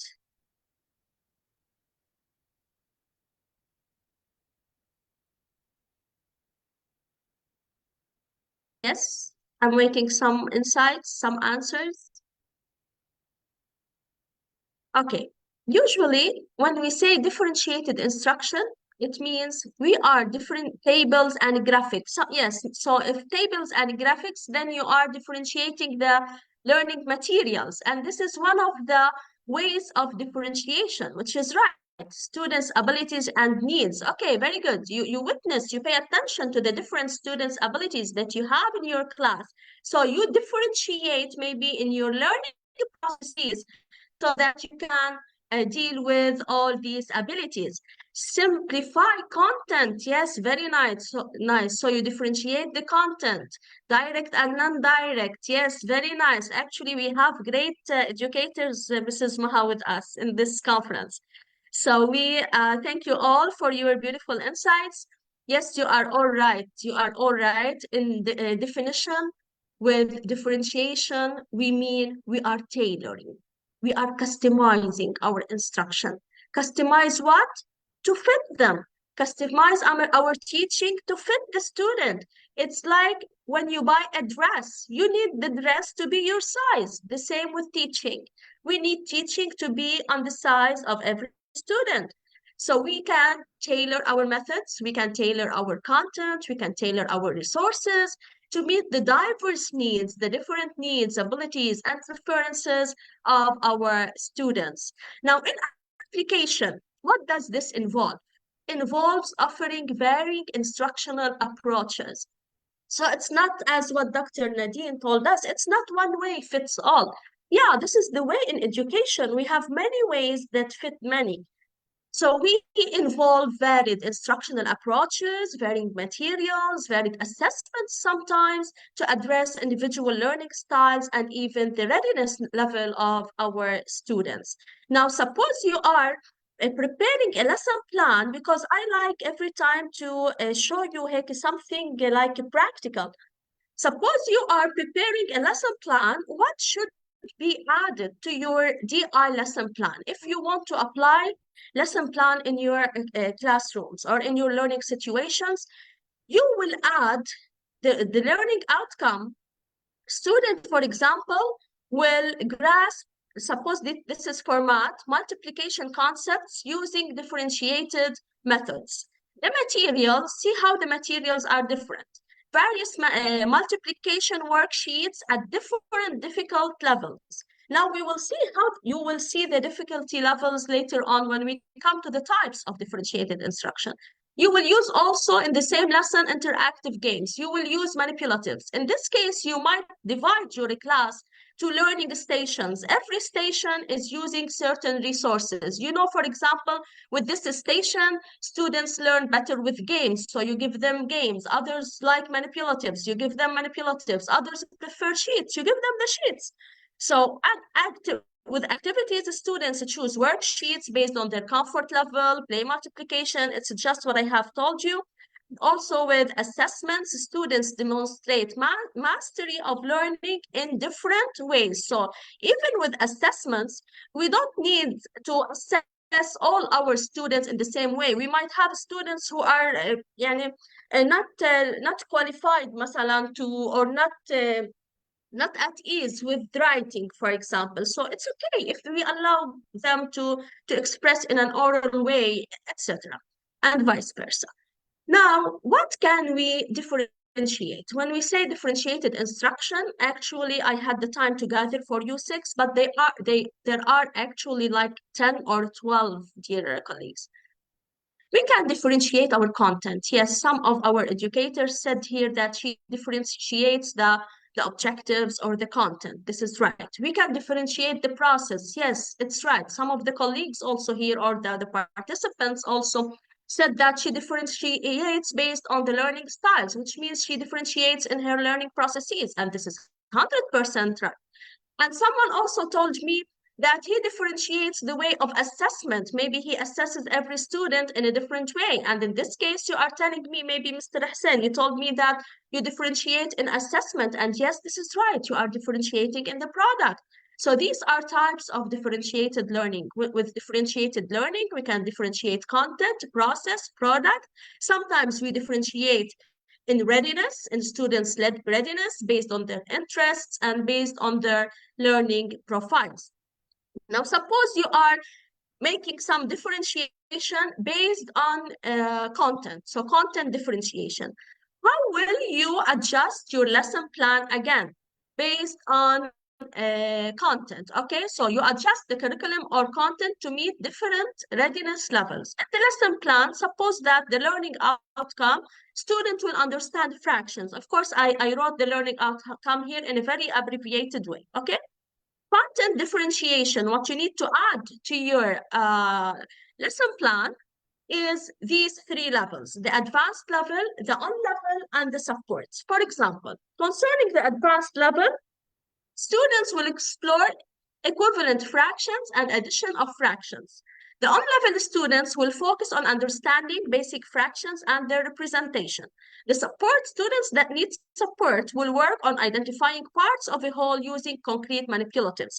I don't know if we have math teachers here with us. They will see how we moved upward from support to on-level to advanced. So at the same time, my classroom is having 3 different levels and everyone is achieving. No one is feeling that he is behind, or the material that we are learning in class together, we are discovering is hard for him. And what he is learning is different from what his friend is learning. Okay? Now with content differentiation, what are the steps that you apply then that you know you are differentiating based on content? Of course, you need first to assess readiness. You make pre-assessments, and of course, we all are educators and we all know that the learning cycle starts with assessment. Then you identify the levels, you modify content, you provide the support, and then you assess understanding. Then, suppose you are differentiating in the process. Again, this is a sample lesson plan.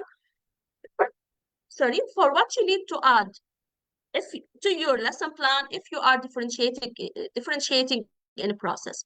You will add in the differentiation part that visual learners will analyze visual timelines and maps, and here you differentiate in the resources maybe, or in the way students do their activities. Auditory learners participate in class discussions, and kinesthetic learners engage in a hands-on project related to the events. So these are the things that will be added to your lesson plans. And suppose you are differentiating in product, you will add to your lesson plan how the assessment will be. Sorry. So some students will be assessed on written basis, some students orally, and some visually. So the written, for example, they will create an essay explaining a certain concept. The oral, they will present a short talk to the class concerning the same objective. The visuals will design a poster or infographic illustrating the concepts, and everyone will take his or her grade. Now, what are the steps in process differentiation? If we are going in the steps in process differentiation, we need to start first by identifying the learning styles, planning varied activities, rotating our strategies, encouraging exploration, and providing choice to students. And choice theory here is very important, my dear colleagues. Choice theory helps our students to hold the responsibility of their own choices. And whenever they choose what they want to be engaged in, believe me, they will master it. And you are going into product differentiation, what are the steps in this case? You will start by defining the objectives, also offering choices like what you want to be assessed by. You explain your expectations as your educator, as their educator, and in alignment with the learning objective. You will assess their creativity in this case, and you will give, of course, very constructive feedback. And of course, I want to leave you today by some takeaways that need to be always with us as educators, and mainly with differentiated instruction, that the key components of differentiation are flexibility and ongoing assessments. We as educators, we need to go with the student, helping them to have and carry this growth mindset. They need to learn to go and grow from zero, even from -0. Okay, if they are on the minus, yes, they can grow step by step, just at different pace. If they don't learn it today, they will learn it tomorrow. It's a matter of time. And as educators, we need to observe, to reflect, and to adjust. Then I want to end with you by saying that inclusivity and differentiation allow learning to happen. So we as educators, let us together allow learning to happen. Thank you for every one of you. Thank you for your insights. I hope my part of presentation was fruitful to you. Thank you. Thank you, Ms. Manal, for this informative presentation. And actually, as you mentioned, inclusive education is not just a privilege. It is a fundamental human right. And we as educators, we are supposed to make sure that no child is going to be left behind. Now we are going to move to our next speaker. Our next speaker is going to be Ms. Layal. Miss Layal Ghaddar. Miss Layal actually she is a certified international. She's a certified international educator and consultant. She empowers both educators and learners with valuable skills and knowledge. Her commitment to excellence actually is further reflected in her many educational certificates she has. Each is a testament to her ongoing pursuit of improvement. Layal actually joined us today in order to share her insight and expertise. She's going to speak about a cognitive classroom. So please get ready to be inspired by her passion for learning, her dedication in international collaboration, and her commitment to empowering educators and learners of all ages. So let us give Ms. Layal a warm welcome. The digital floor is yours. Ms. Layal, are you ready to start? Yes, I'm ready. Okay, good evening, everyone. Thank you for the amazing introduction, Ms. Maha. I'm glad that I'm all between you all, between the amazing experts. And today I'm gonna start with something really important to our students to take into consideration, especially as teachers or instructors. I would like to start my session or presentation by this quote. Education isn't just about acquiring knowledge, it's a force that shapes lives and societies. So let's embark on this journey together, celebrating the profound impact education has on our world. So today I will go on with the strategy, or let me say the method, which is called cognitive class, or in other words, it is a whole brain teaching or whole brain class. So of course, you're gonna wonder, what do you mean by whole brain class? Whole brain class is a method that involves all the areas of the brain in order to improve learning. It creates a dynamic and interactive class environment using a range of strategies such as movement, repetition, and collaboration. Whole brain teaching helps students to retain information more effectively and gain a better comprehension and learning. I want to ask you, or I'm sure that you are all asking yourselves, how can I stimulate the 4 parts of my student's brain? So whenever I want to go on with this strategy, I have to take into consideration, as my colleague, Ms. Manal, just mentioned, the 4 learning styles. So we have, in order to apply this method, we have to take into consideration the 4 learning styles, which is first of all the visual, the auditory, the reading, writing, and the kinesthetic learner. We'll go together with each learning style in details. Of course, you all have an idea what do you mean by learning style, visual learning style, or visual learners. Visual learners are simply students who really enjoy the session by looking at pictures or watching videos or images, such as the graphs or diagrams and so on. They prefer to use mind maps as well and flashcards. So we have some tips here to help these students really enjoy or engage with us in the class. Some students in this phase or in this learning style, usually probably teachers suffer from teachers that they don't vary in methods or in the teaching methods or activities. Exactly, Mr. Hani, thank you. Yes. The VARC class, or let me say the VARC, which is the 4 learning styles. So some students here, we can see that, especially visual learners, use the highlighter, okay, to highlight like sentences or words, probably anything the teacher is mentioning while their notebooks or their books are opened. So this shows that these learners are visual. Okay, because they really enjoy colors, they really enjoy things that are seen clearly in their eyes and so on. The second learning style, which is the auditory learning style. The auditory learning style is simply a student who likes to listen, a student who likes to participate in group discussions. And the students like to share their thoughts loudly in front of everyone. They enjoy. Yes, sorry. So they enjoy the session or the learning process with the teacher by sharing the ideas loudly, by probably listening, by writing some notes while they are listening, and so on. And of course, we have to take into consideration that such learners, we have to provide them with some tools such as audio recordings and also videos can work with the auditory learners here. So here we can satisfy both learning styles in one activity, which is, for example, you set a purpose to watch a video.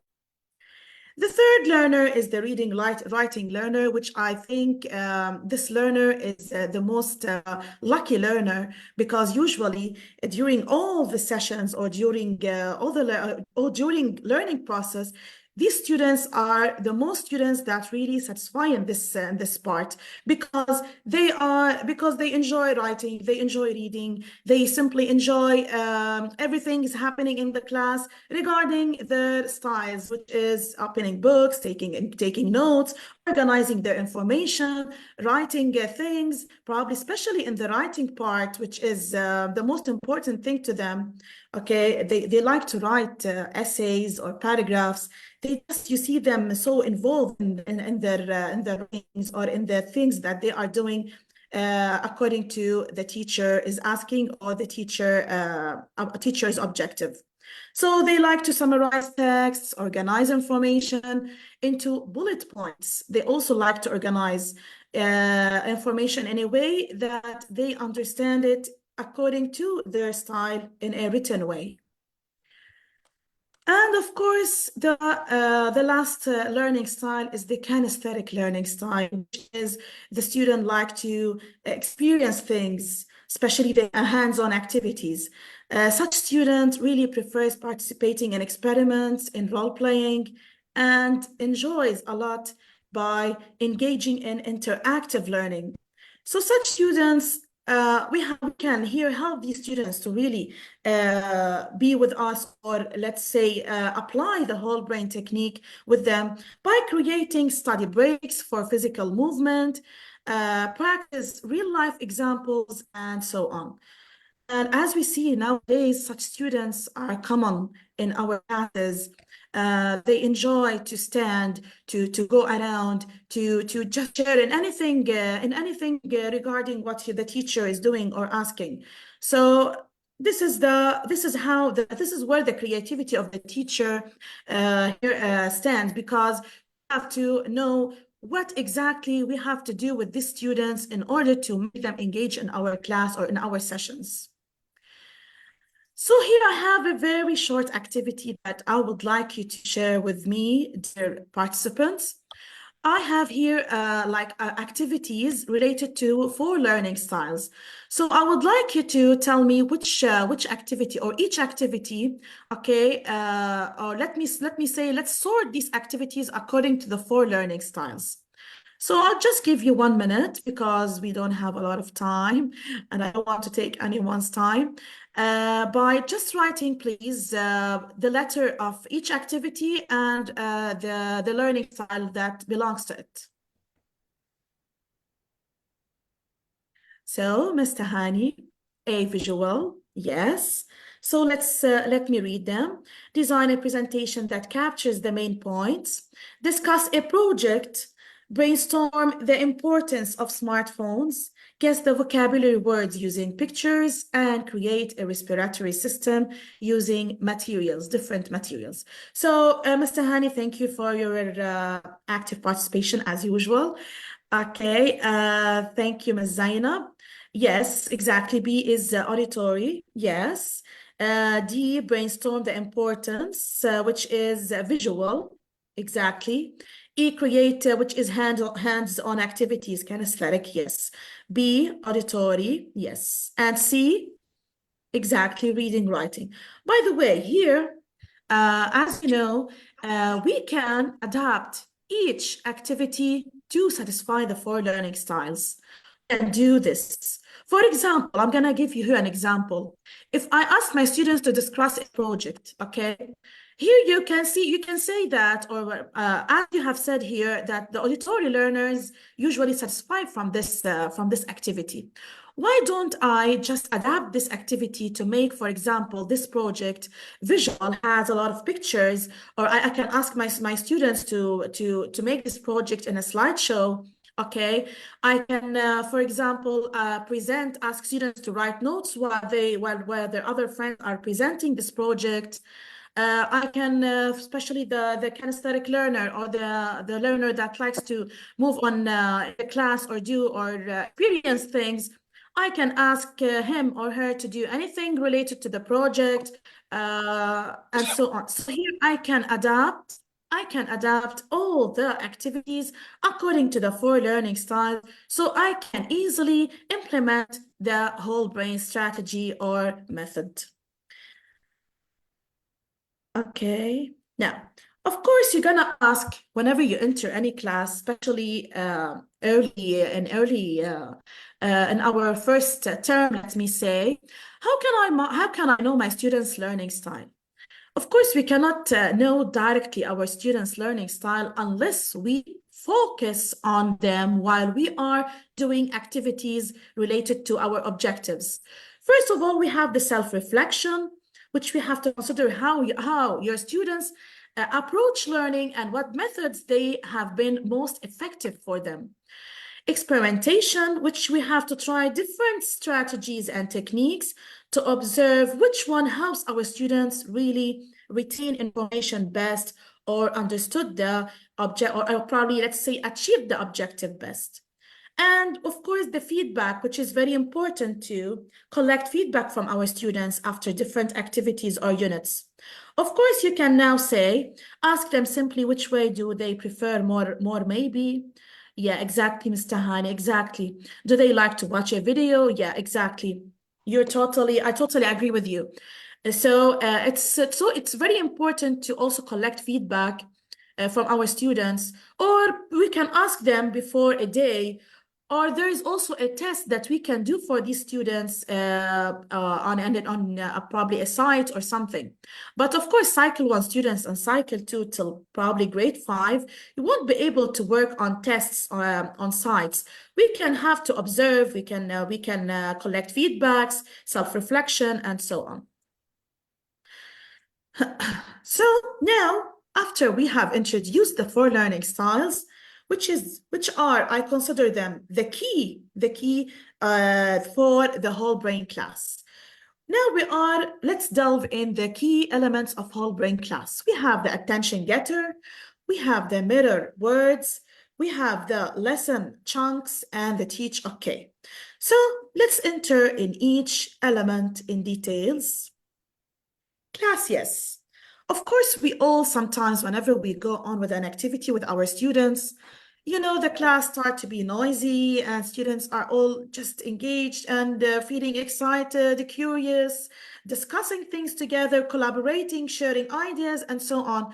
So of course, if you want to grab the students' attention again back to you because you need to give instructions to them or to create a very, let's say, a positive environment, we don't have to just shout for their names or for example, do anything which really annoys them. Why don't we, for example, just say by class, they're gonna reply by yes, yes. Okay, these techniques we can teach them out to our students, especially in term one, to manage our classes, to make our class full of positive environment, so students will all just pay attention and grab, and you can grab them easily to you. So this is a very amazing technique that I usually use it based on my experience. And also there are more techniques that we can grab our students' attention, but under the title class, yes, we can use the clap, for example, technique. We can put music, especially for cycle 1 students, and so on. So here is your creativity to grab your students' attention using techniques that really encourage them or make them focus on you with creating a positive environment in your class. Teach okay, which is very important, and it's an amazing strategy that I also experienced in my class with my students. Teach okay is a student-centered instructional strategy where the teacher presents information and students demonstrate their understanding by teaching the same concept. So for example, if you have let's say a selection reading comprehension text, okay, and you want your students to ask each other questions, so you can just say like teach, they're gonna reply with you like okay. You can help your students by putting some questions on the board so they can ask each other to check understanding, and the teacher here monitors or goes around them to check if they are really engaging or collaborating by asking each other and learning from each other at the same time. So this technique promotes peer teaching, articulates thoughts and understanding, and of course, which is very important, engages all the students. Teach okay activities. I've provided you with some activities that you can benefit during applying such a technique. We have the jigsaw technique, discussion and debate, storytelling, concept mapping, and gamified challenging. Challenging part is very important to be done in our classes to enhance their critical thinking, to make a very amazing environment in our class. And of course, students have to be rewarded after these challenging games. Mirroring, it's also another technique in whole brain teaching, which is a powerful technique that students have to repeat after the teacher says or does. But of course, we don't have to ask our students to repeat what the teacher, for example, standing in front of them telling, please repeat what I've said, or tell me everything that we have discussed so far. This is not our way in engaging our students or in using this technique. This technique, we can use different activities with it, such as charades. I can ask my students to act out, for example, an event of any story, okay? And the students or their peers have to guess which event their friend is acting out.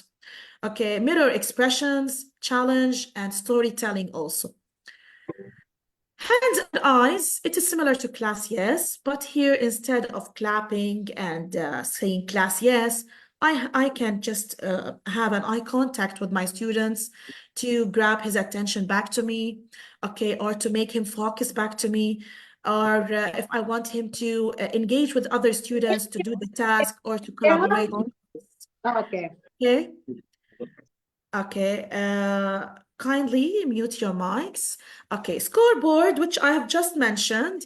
Okay, that it is very important to be hanged in our classes, so students would really interactive in a better way, because they will know that they were gonna be rewarded after this activity, after completing tasks, or after probably going on with a speed activity or challenging competitions and so on. Here I have some scenarios. I'm on time, right? Okay, we have some scenarios, let me say scenarios and challenges at the same time that teachers may struggle in applying or in going on with this technique in their classes. So a teacher implementing whole brain teaching is struggling with classroom management. The students are not fully engaged and disruptions occur frequently. So who can please tell me what can we, or how can we help this teacher in solving her problem, or suggesting some solutions for her? So this teacher is a teacher implementing whole brain teach is struggling with the classroom management. What do you think? What's the best solution here for this teacher? Okay, I'll just wait 1 minute so I won't be late. Okay, here, teacher, as I said, according to the 4 learning styles, I want to link now the 4 learning styles with the whole brain. Let her integrate technology. Exactly, Mr. Hani. Let her know the learning styles. Exactly. Thank you a lot. I was just saying it. Yes, yes, totally true. So she has to go on with the learning styles, or she has to take into consideration the 4 learning styles in order to overcome or to implement this technique easily, and students will be all fully engaged. Okay, I'll go to the last one. The teacher is struggling to integrate traditional assessments, such as exams and quizzes, with the interactive and collaborative nature of whole brain teaching. So here, of course, we are all suffering from this nowadays, because the quizzes and assessments are still the same, fixed because of the policy, schools' policies, and so on. So as teachers here, our creativity, our own way in assessing the students, how can I just use something really interactive? Let me say probably more related to the whole brain teaching. Any answers?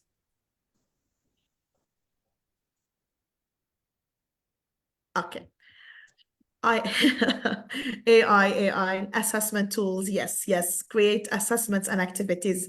Exactly. This is one of the things that we can go on through the assessment part. Here, I already suggested some solutions. We can, for example, interactive and dynamic teaching methods, as I've said, alternative assessment methods such as project-based assessments, peer evaluations, or reflective journals, and incorporating a variety of instructional strategies within the whole brain teaching. Thank you, Mr. Hani, for your amazing participation. Thank you all, dear colleagues. Thank you, Ms. Maha, and thank you for being with me today. In conclusion, our exploration of teaching and learning styles shows us that everyone learns differently. We know that. By using various methods, we can make sure that everyone gets the best education possible. So let's keep adapting our approaches so that learning becomes an exciting journey for every student. Thank you all. Thank you. Thank you, Ms. Layard, for this amazing presentation, for the strategies and for the thoughts you shared with us. And as I mentioned earlier, we need a lot of time just to explain each topic in details. Thank you. Yeah, exactly. Now, if you please join me to welcome our next speaker for today. Our next speaker for today is Ms. Hiba. Ms. Hiba Salam. Actually, she's a champion for culturally responsive teaching. She's more than just the founder of and the CEO of the Elemental Academy. She's a trainer and a researcher. She's a passionate advocate for creating inclusive and equitable learning environment where every student feels seen, heard, and valued. Her dedication to cultural competences shines through her work at her academy, where she empowers its educators to embrace diverse perspectives and tailor their teaching to the unique needs of each student. As a trainer and researcher, she delved deep into the field of culturally responsive teaching, uncovering best practices and strategies that can be implemented in the classroom around the world. Today, Heba joined us actually in order to share her experience, cultural competencies, exactly essential strategies to embrace culturally responsive teaching. Get ready to be inspired by Heba insights. I have no doubt that her presentation will be both informative and engaging, leaving us all with a genuine commitment to creating classrooms where every student can thrive. So if you please, Ms. Heba, a digital floor is yours. Hello, Mrs. Maha. Hello, all. Thank you so much for this wonderful introduction about me. I'm very happy that I'm having this chance to share my experience with all of the colleagues and the participants that are attending. Actually, this topic motivated me to think of something new and something different, because we are talking to try to make a difference in our educational system. Sorry, I forgot just to share my camera. Yes. Okay. Fine now. We can see you. Yes. Okay. Thank you. First, I would like to start with the 3 R's secret recipe. What are the 3 R's secret recipe? These are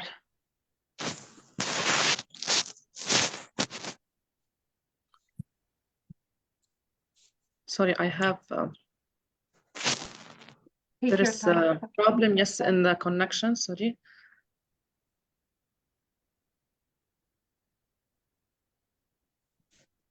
I will, is my screen visible for you? Yeah, we can see. Everything is okay.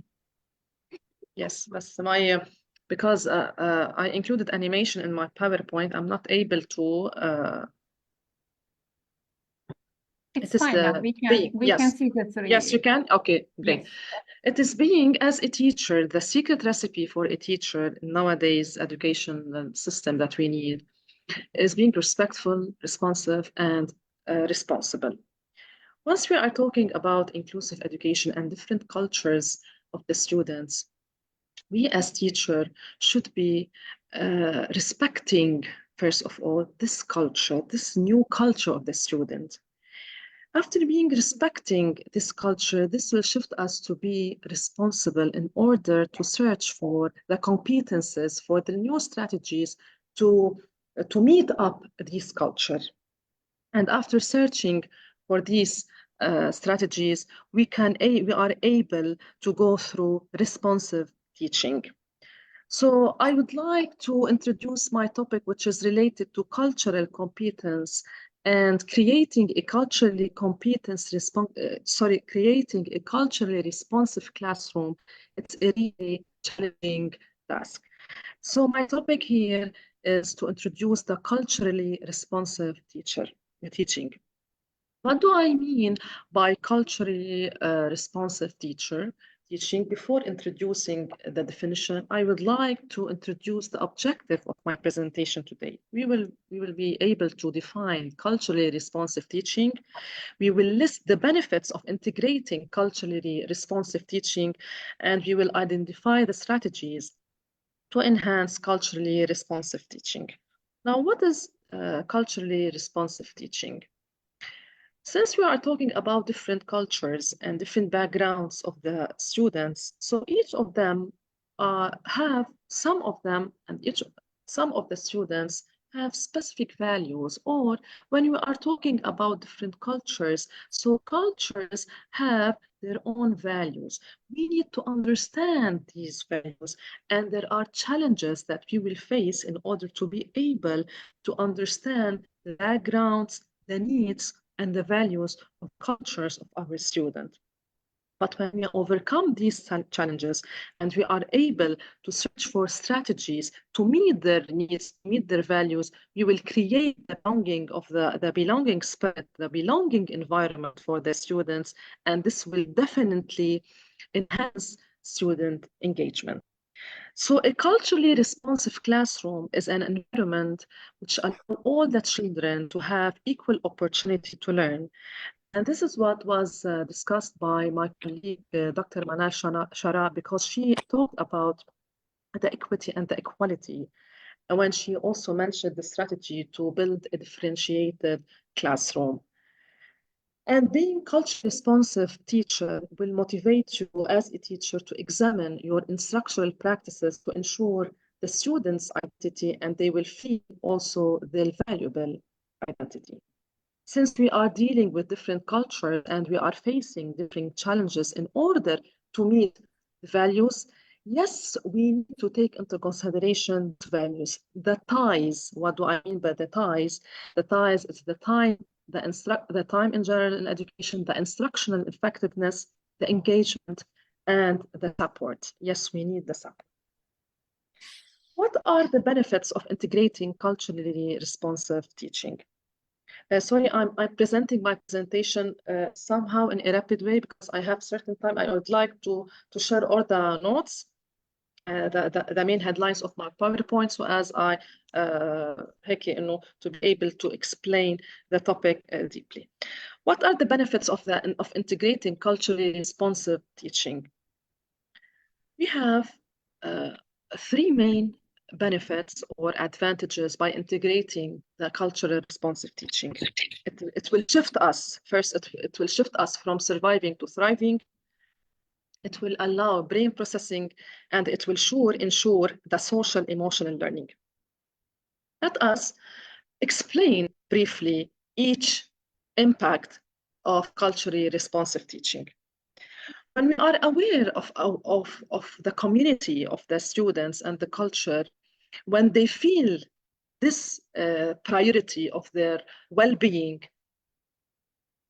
sure, they will feel of having very high potential. So we are trying to grow. We will be the main reason for allowing our students to grow and to really experience the ultimate goal of teaching, which is learning to grow and to be more creative. Processing. Why culturally responsive teaching enhances brain processing? Basically, according to the field of neuroscience, if you are talking about neuroscience, students will have different cultural backgrounds. So some of them will prefer, as my colleague, the trainer, Mrs. Layal, she mentioned also the different learning style. And the different learning style will also provide us with the important key component in order to know what is the suitable way or the suitable strategy that meet each learning style. After she taught she discussed with us how we can figure their learning style. So some of them, for example, they prefer music, storytelling, according to their learning style. So why not we dig deeper into this type, and we try to integrate strategies that meet these needs. So by this will facilitate and will enhance our students' critical thinking, which will ultimately enhance the brain processing of our students. What about social emotional learning? Yes, we should take into consideration the affective domain. Yes, we need to take into consideration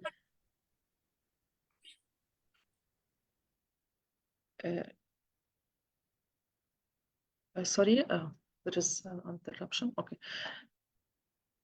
Yes, we need to take into consideration the affective domain of the students, because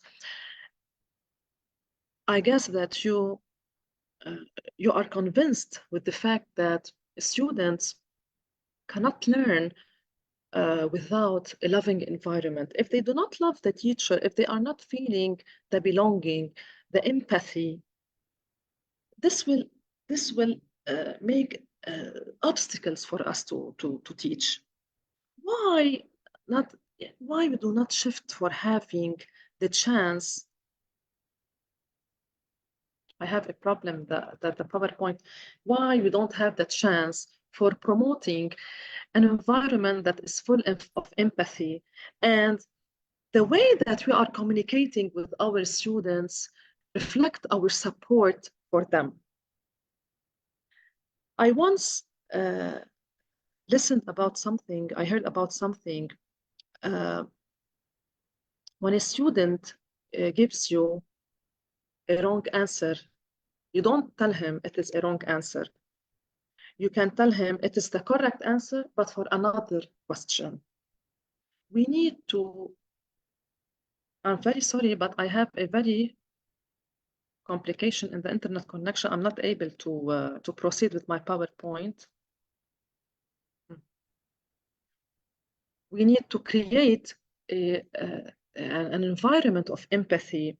When students feel this support and this empathy, they will think of the way how they can be comfortable in expressing themselves and expressing their ideas, and they will not be afraid or ashamed if they say a wrong answer, or they did not get the idea deeply as we were expecting from him.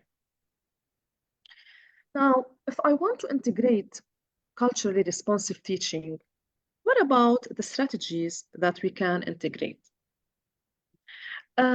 May I ask some of the participants who can share with me some thoughts, either by chat or by participating? What do you think the strategies that should be integrated when we want to build a culturally responsive teaching or a culturally responsive classroom?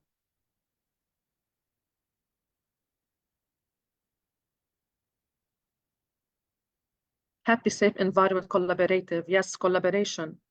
Motivation setting. Thank you. Yes, motivation is very important.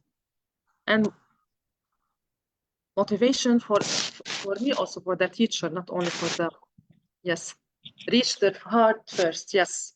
When we are able to reach their heart, we are able to reach their mind. Yes. Very nice. Very nice. Peer teaching. Yes. Creativity and imagination. Now, creativity is the most critical component in order to seek culturally responsive teaching. Because through culturally responsive teaching, we will motivate students to be more creative, because they will feel, yes, they will feel more motivated to think and to be more productive. Thank you for these amazing answers. I would like to start with my strategies.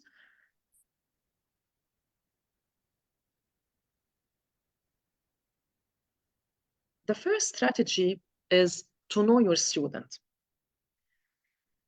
My colleagues discussed that knowing your students is related to knowing their learning style, for sure. Yes, we need to know their learning style in order to know how to deliver our course content. But I'm going here much more maybe deeper, or in another side, which is important for us to know our student, is that to know their challenges, to understand their backgrounds in order to be able to analyze their behaviors. And their behaviors, what I mean is that their behavior as a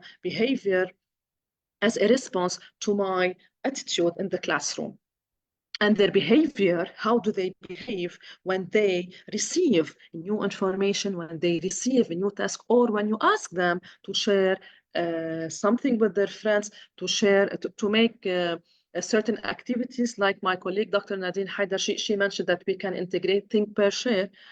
Understanding the way they behave in the teacher learning setting will also allow us to know the student, the personality, because it is important to know the learning style of the student, but it's also, in my opinion, it's important to know the personality of the student.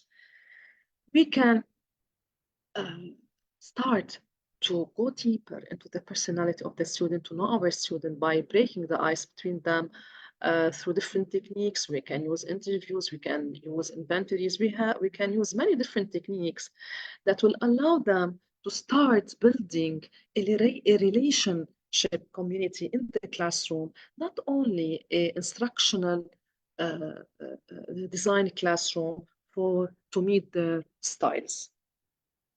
We need also, the second strategy is to be aware of our personal biases. What do I mean by personal biases? Every teacher of us once in her life maybe, or in some settings, maybe she felt that sometimes she put unfair grading for her students, or she wasn't fair enough with them, for example, or some teachers, they their students, the calm students, they expected the quiet student, for example, that they will have low grade because they are not participating. And then they became surprised by their achievements, because here we didn't have the chance to know our student well, and maybe sometimes our personal biases maybe affected our educational settings. So why not also to keep in mind, to be aware of our personal bias? It is so critical to try thinking of transforming our pedagogy and curriculum. Now here, I'm not talking about as a teacher, we can change the curriculum, because yes, I know that the curriculum that we are teaching, for example, here in Lebanon, it is fine, but what I mean is to try to update on this curriculum. And what do I mean by this? We can take into consideration the methodology, the course content, and the assessment. And let me please explain briefly what do I mean. By taking into consideration the three areas of this curriculum, which is the methodology, course content, and the assessment, so we are able to transform our curriculum. We are able to provide our curriculum, but in a more innovative teaching to bridge these gaps that we may have. The meaningful pedagogy, like what you said, for example, first of all, we need to think about the setting of the methodology, because every methodology needs a setting. Like my colleague, Mrs. Laya, said when she was talking about the jigsaw and the think per share that was discussed by Dr. Nadine, that the settings of that jigsaw strategy require another setting from the think per strategy. So we need to be aware about the settings of the activities that we are aiming to implement. And these activities should be addressed in different ways when we are able to build a differentiated instruction, like what was mentioned by Dr. Manal Sharab, because yes, taking into consideration the learning style also will guide us to know, to choose and to know how to skill and reskill our students, but in different angles. And one of the most important component of the methodology is to allow our students to reflect, because they need to understand what's meant by reflection, and to be able to make reflection and to receive reflection.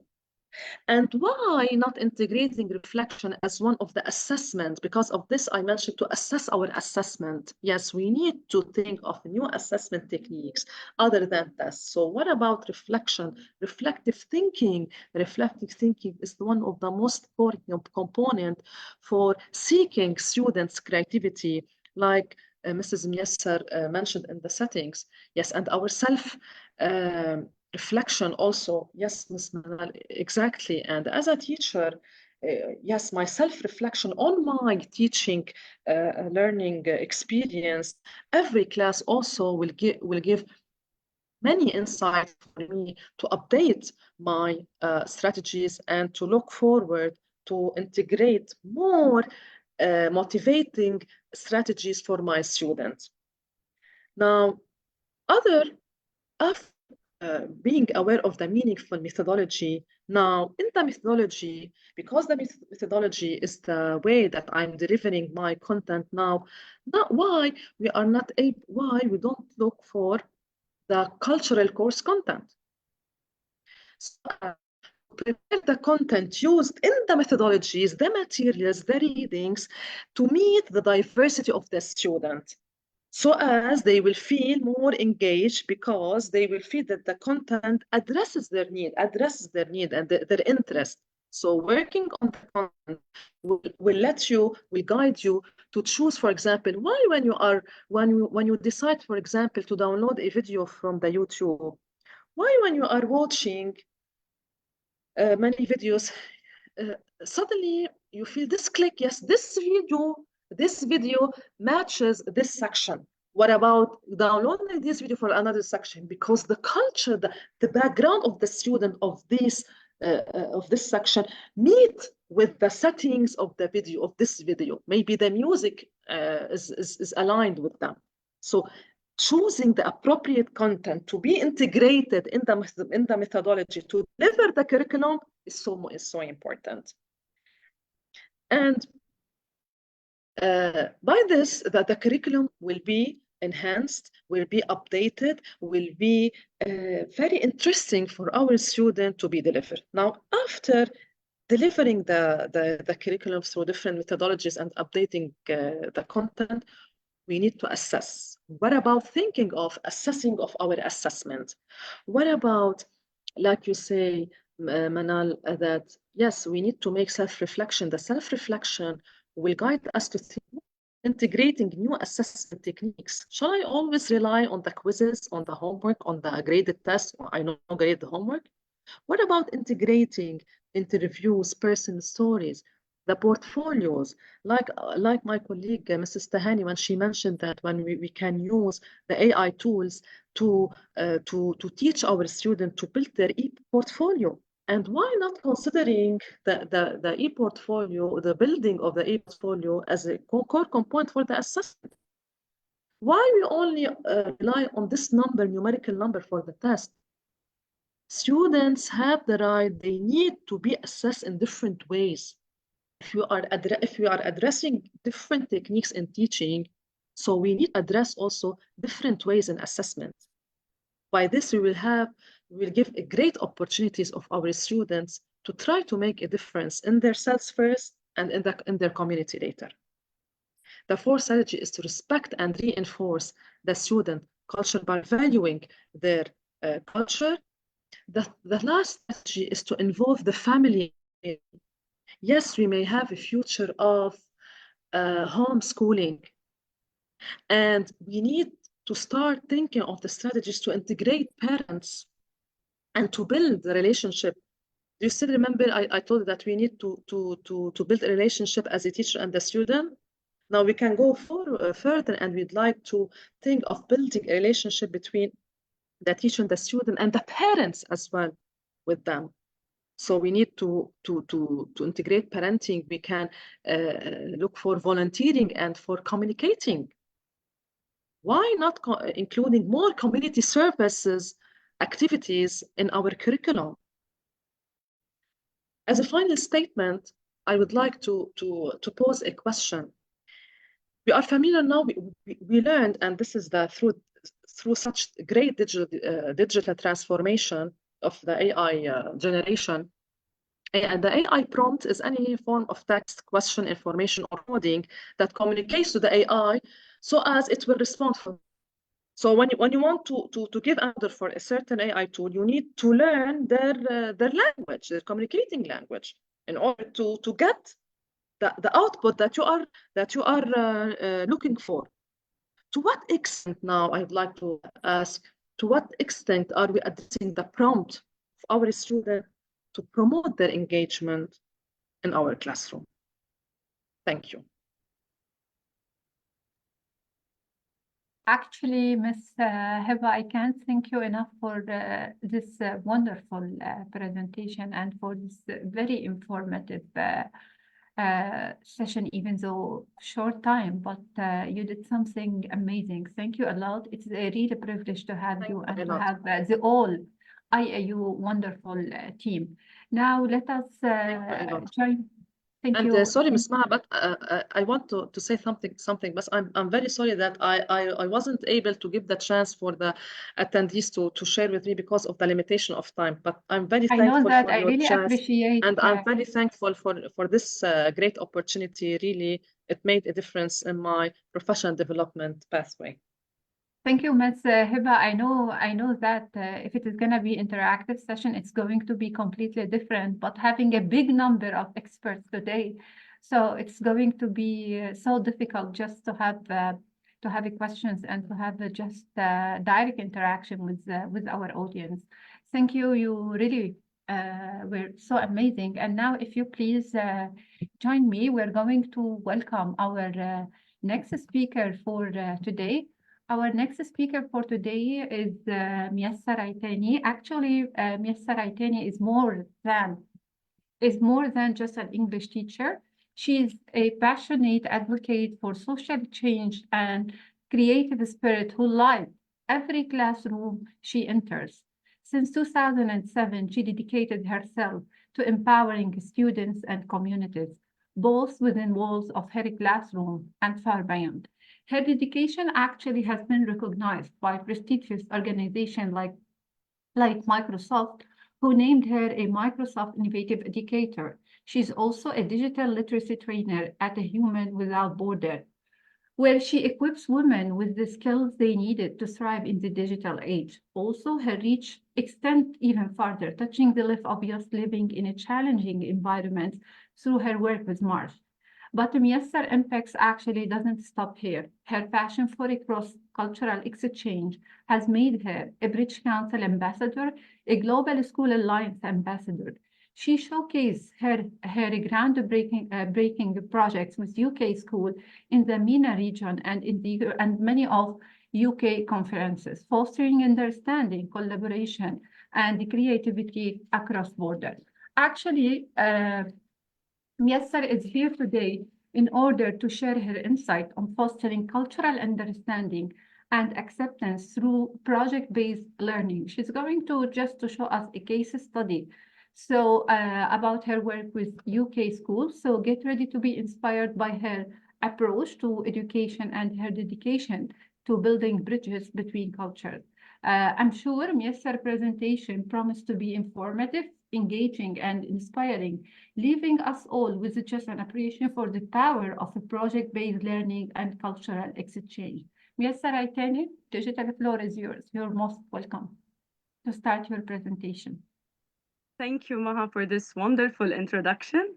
And I'd like to thank all of the guest speakers. Their notes were amazing. Please, if at any time my internet disconnects or you cannot hear me, please tell me. Okay. Okay. So what I want to start with is by telling you this case study is not a case study. It's not about numbers. It's not about analysis. It's about real people. I will share with you steps and projects, results and findings. It's a teacher's story of cultural identity, how the perspective on cultures shift, and how to gain the best outcome from projects. I'm going to skip this part because Maha, you did that. And I will jump directly in. We're going to talk about what is project-based learning. No, I am not going to talk about that. You will talk about that. And we are going to see why project-based learning is different from just any project-based learning with overseas partner. I'm going to share with you my experience between my school and a school in Gainsborough, reasons, cultural objectives, challenges that anyone can face, how we can mitigate them. And I have a special introduction or special effect from UK and from Lebanon, and some samples that I would like to share with everyone.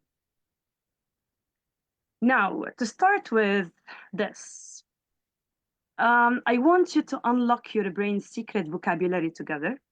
As I told you, I will not speak about project-based learning, and I am curious to know what pops into your mind when you hear the word project or project-based learning. But I want the unexpected, the quirky, the words that make everyone watching go, huh, I've never thought about that. So here's the mission. Grab your phone, your tablet, a laptop, or head over to menti.com. And once you're there, enter this code. You can see the number. It's 83504973. Or you can simply just scan the code that you see. So remember, what single words or short phrases or even emojis instantly spring to mind when you think of project or project-based learning?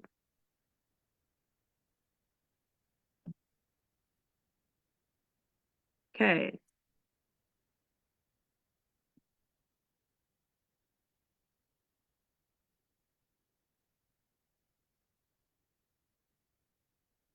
That's nice. So we have communication, collaboration, inquiry, diversity, presentations, projects. Interesting. That's good. So funny, creativity, deep questions. I like that. Okay, I'll give you a few more seconds. That's nice.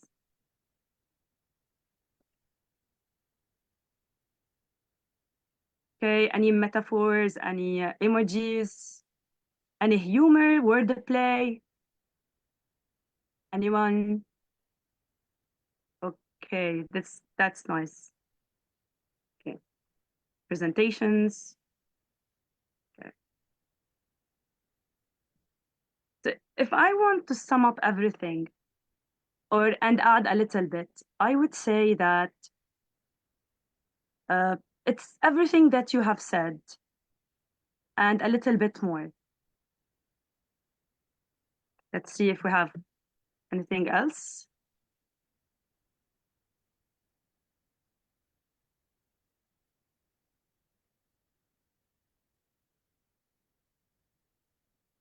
Okay, good. So here students are stepping out of textbooks. They are solving real-world challenges.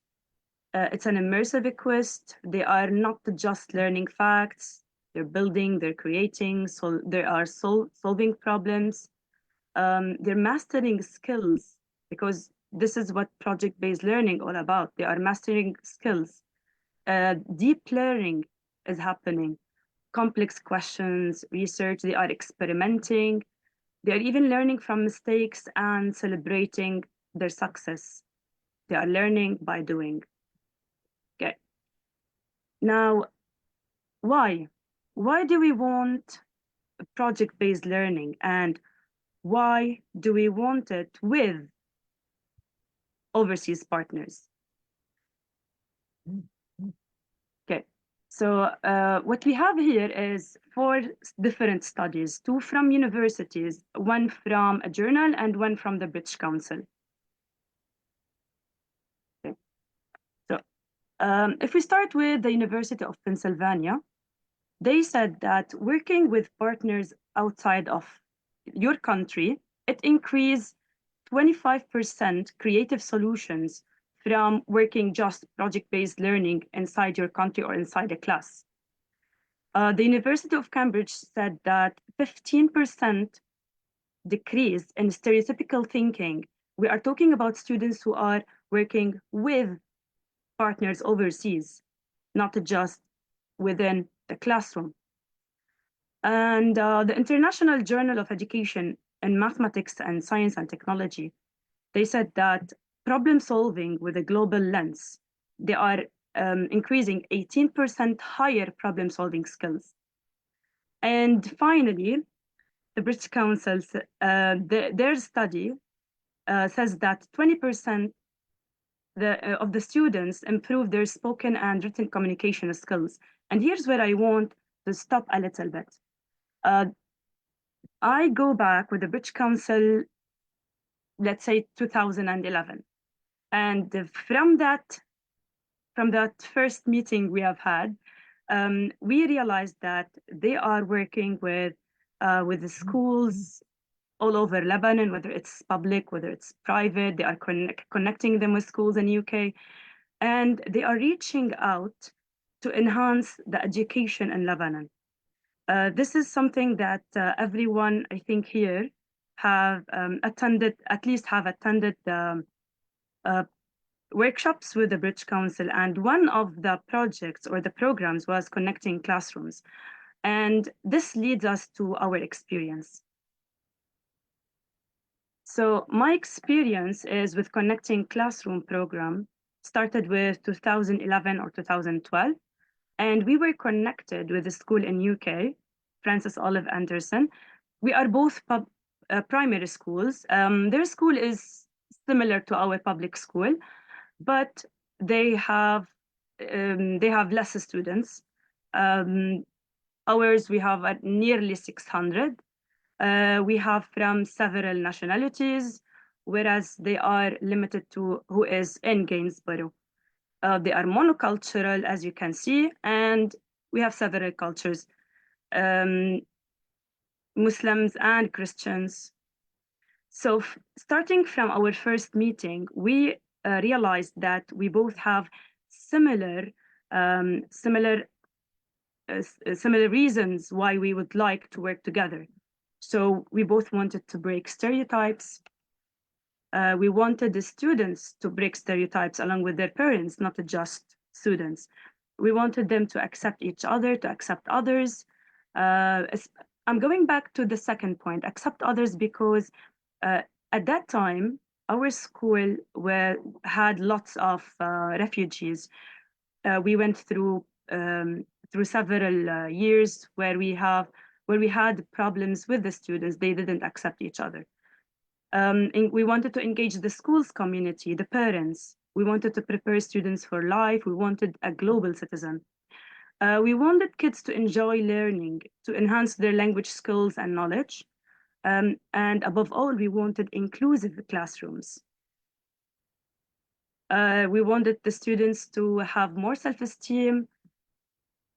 But the most important is that we did not want to overwhelm teachers. We didn't want them to feel that it's an add-on. It's just something, it's not an add-on, it's something that deepens the curriculum. So we're not actually stepping outside of the textbook. And we wanted to provide an important facet of the school's ethos. So we have values and their school have values.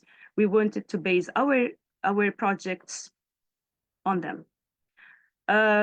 So it's about cultures and encountering other cultures. Now, with our projects, we were aiming to enhance the skills, and we were working on, as you can see, this is the most famous SDGs, global goals. And through these goals and through these projects that we were working on, we were able to create a long-lasting, sustainable, and equitable partnership. Since 2011 until now, we are still working together, and this is by far the longest school partnership in Lebanon. And remember, I'm talking about a public school, which is something to think about.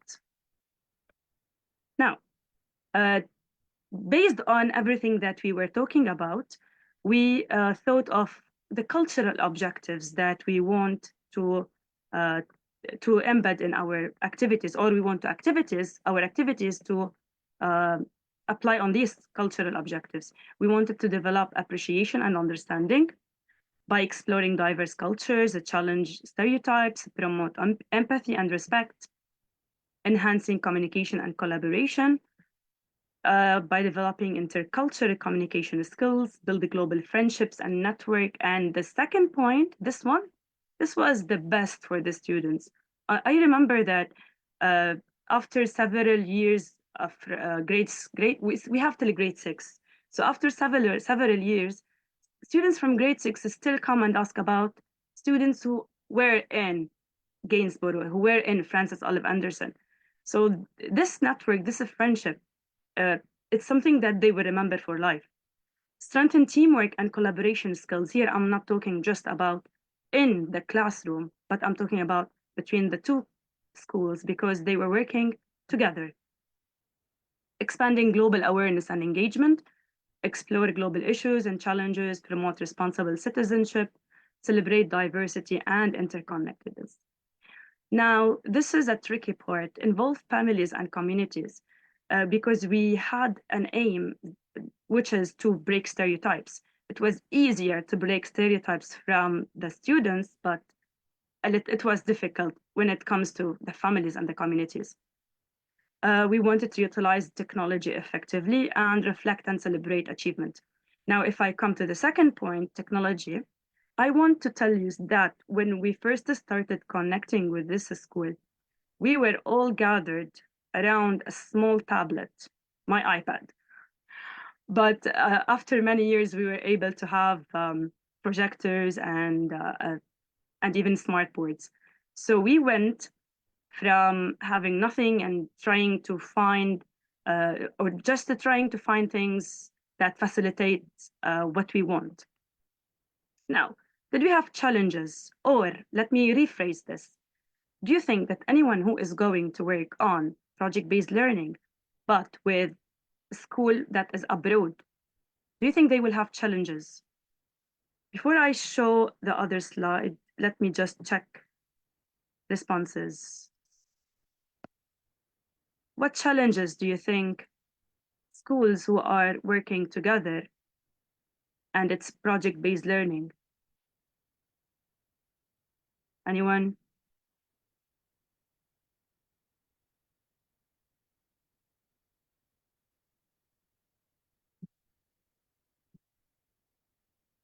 Okay, different culture. That's correct. Cultural. Time difference, exactly. Connectivity, yeah, technology. True. That is a true. Okay. Abilities.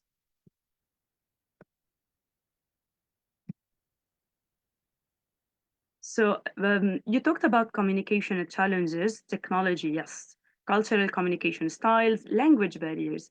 Now, remember, I told you that students, we had Syrian refugees at one point where they were struggling with language. And some of the activities that we did were targeting their skills, targeting to enhance their skills.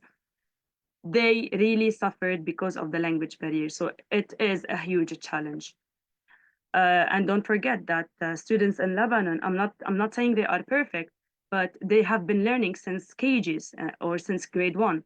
So there is language barrier. Cultural differences, stereotypes and biases, discomfort with unfamiliar practices, especially when it comes to cultural sensitivities. Now, on the other hand, some project dynamics would be an issue. If there is unequal participation, I'm talking also within the classroom and between the two schools. Unequal participation, so imagine you are working everything, and then you would go to your supervisor or the head teacher, and you would say, we are working everything, this school is not working. Or the students who are in the classroom, they would feel that they are not doing anything. Disagreements and conflicts, this would certainly happen, especially if they are listening to other ideas, to ideas that are opposite of their ideas. Time zone differences, that's correct, someone said that. Additional factors like lack of training or preparation. This needs a preparation, 100%. This needs a preparation and plans from A to Z. Limited resources, unrealistic expectations. I'll try not to go through my 20 minutes. So how did we try to mitigate the problems that we faced? The spark. So we wanted to ignite students' curiosity about the partner's culture, bridging the gap. We wanted to make sure that all students have the tools and the resources they need to learn about the connect with their partner schools. So if they lack certain information, we support them. They need devices. We assign a certain time within the week or within the month to go through whatever they need. Scaffold the journey, give students the right support and guidance. So we're not just throwing everything for them. I know it's a project-based learning, but believe me, they do need the guidance. And Embrace the messy middle. Whatever problems, whatever mistakes they have, accept them. Celebrate, but accept them as long as they don't interfere with your objectives. Celebrate intercultural understanding, amplify student voice, give them a stadium to speak whenever they are speaking with students from other cultures, from other countries. They would feel that they have a voice, they have an audience.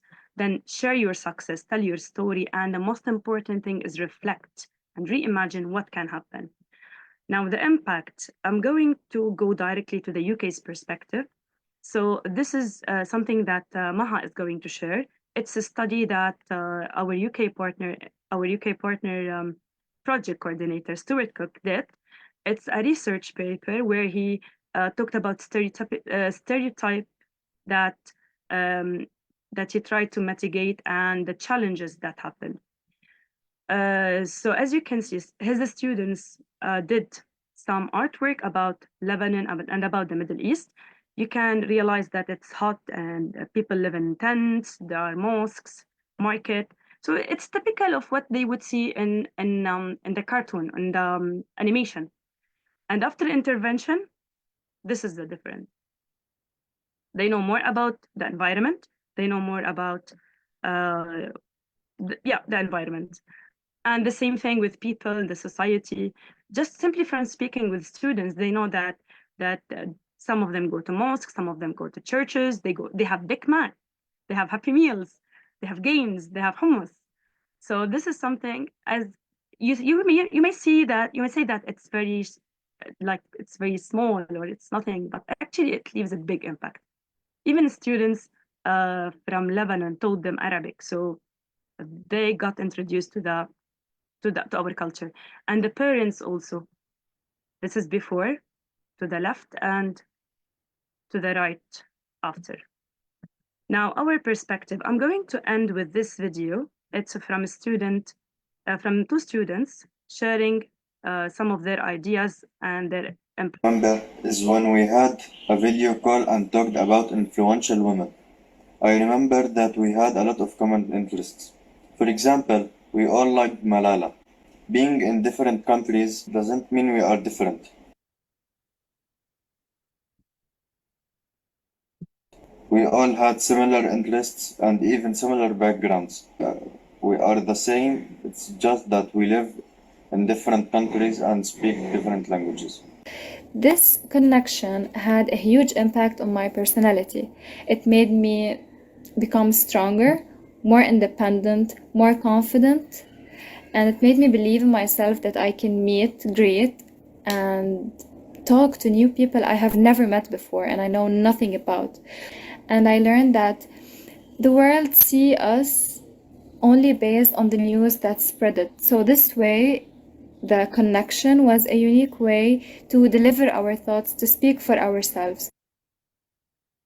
Okay, so also the links that Maha sent, you can find them on YouTube on the British Council Lebanon. There are some videos about students speaking or talking about how the Connecting Classrooms projects and program affected them. I prepared some project samples, but again, I don't want to go over my 20 minutes. Even during lockdown, they were working.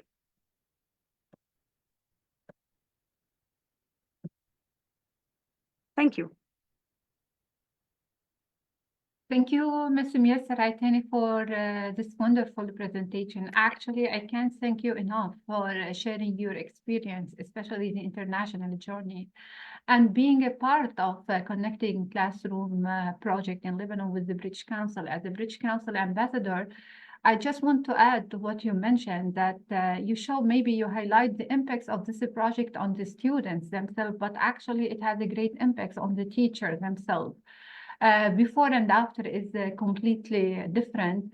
For the teachers who are watching our presentations today, I just want to add that you don't have to consider such types of a project as something extra to do it in your classroom, because actually project-based learning is supposed to be the main activity. Our students can learn if we are going to put them in authentic situations. So this is supposed to be the way we teach our students, especially in digital age. And no more it's accepted just to give them lecture. We are supposed to have a teacher, we are supposed to have a center students classroom, and such types of the activities make it easier for the teacher as well as the students to communicate with the students from different parts across the globe and learn for them. Thank you again, Ms. Myasser. And now we are going to move to our next speaker. Our next speaker is also going to highlight the importance of a project-based learning, because as I mentioned, it's supposed to be part of our teaching process. Let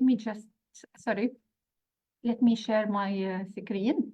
So our next speaker is Ms. Hawra Ghandour from Lebanon. Actually, she's a visionary educator whose passion for teaching extends actually beyond the classroom. Hawra's journey started in 2003, and since then she's bloomed into an exemplary English language educator, but her talent doesn't stop actually there. She's also a validated trainer with the British Council and a twinning ambassador, sharing her expertise and fostering collaboration across borders. Hawra seamlessly weaves technology into her teaching, earning recognition from prestigious institutions like British Council and Imagine Education. But her dedication actually goes beyond hours. She's a true humanitarian advocate, empowering women, youth, and refugees through the transformative power of education. Her compassionate spirit shines through, garnering her multiple hours for exceptional contribution.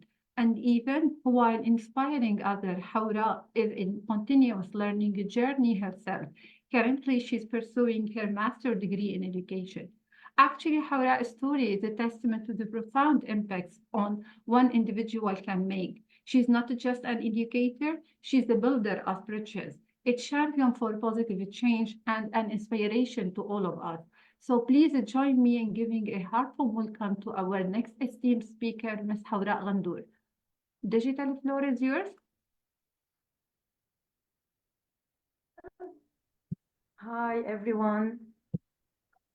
I would like to start thanking you, Maha, for bridging and connecting us all together. Maha and Myasser and Yusur and Hanan and all the educators here with us now. I'm so happy and I'm so honored to be representing eTwinning today. But at the same time, I can't forget that the sparkle starts with the British Council. So everything what Myasser has mentioned, I second her. I would like to start showing what eTwinning is.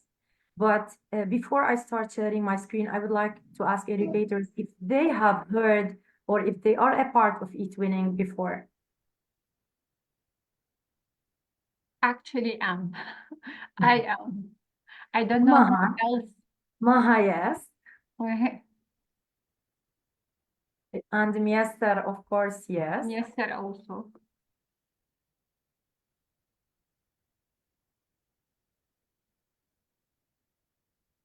Okay. If not, I hope that after this presentation, all the educators and all the viewers will decide to try eTwinning, as it's going to be an opportunity to become a real global educator, the same as what Myasser has exhibited before. eTwinning is an educational platform supported by European Union. It is a platform that aims to promote collaboration and communication among schools in different European countries. It started only for European countries, and recently, 10 years till now, it includes countries from all over the world. And we, in Lebanon, we started as eTwinning Plus, and last year we became a part of eTwinning and no more just eTwinning Plus. Why eTwinning is important? what are the benefits that the teachers are going to have, and what are the skills that students are going to develop, and what schools are going to gain, and how is this going to have a ripple effect on the whole communities. So eTwinning provides a space for teachers to connect, to network together, to share ideas, to develop their projects, and at the same time, it fosters a sense of community and international understanding. We all have our own belongings, our own identities, our own values. But when we decide to connect with others, we have to look for what the student has just mentioned before, look for the similarities that we have as global educators around the whole globe. What is eTwinning, and how is it going to help teachers? First of all, as I mentioned regarding the online collaboration, a teacher can make projects with any other teacher in the world without having to move face-to-face or to travel to connect. Simply on eTwinning platform, they can find this way of collaborating online. It allows teachers and students to work together on projects, share resources, and engage in cross-cultural learning experiences. As the colleagues have mentioned previously, the most important point is the cross-cultural learning. When the students start learning about each other, when they start comparing how they look similar, and even when they start appreciating the differences and respecting diversity. One very important point for teachers is the point of professional development. eTwinning is not only a kind of networking for project doing, it also gives opportunities for teachers to study online. It offers multiple online courses where teachers can exchange their best practices. They can learn online, they can have certificates, they can attend forums, webinars, and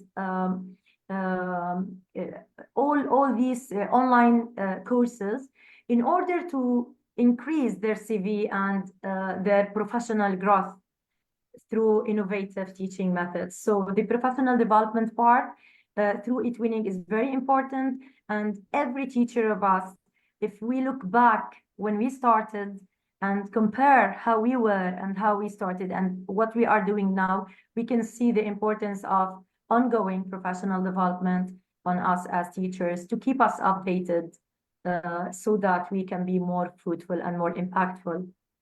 One more important point is the interdisciplinary approach. When it comes to teaching, every teacher of us is specialized. She teaches mathematics, I teach English, another teacher teaches physics. But when it comes to project-based learning, when it comes to connectedness, when it comes to project doing, we are having interdisciplinary approach. It promotes learning by integrating subjects together, by integrating the age groups of students together, to explore topics from different perspectives, from different cultural point of view, in order to enrich their educational experiences. And here is the power of project. It takes the rigidness of certain subjects and it takes the walls of the classroom outside, where it puts the students connected together in the whole network and internationally.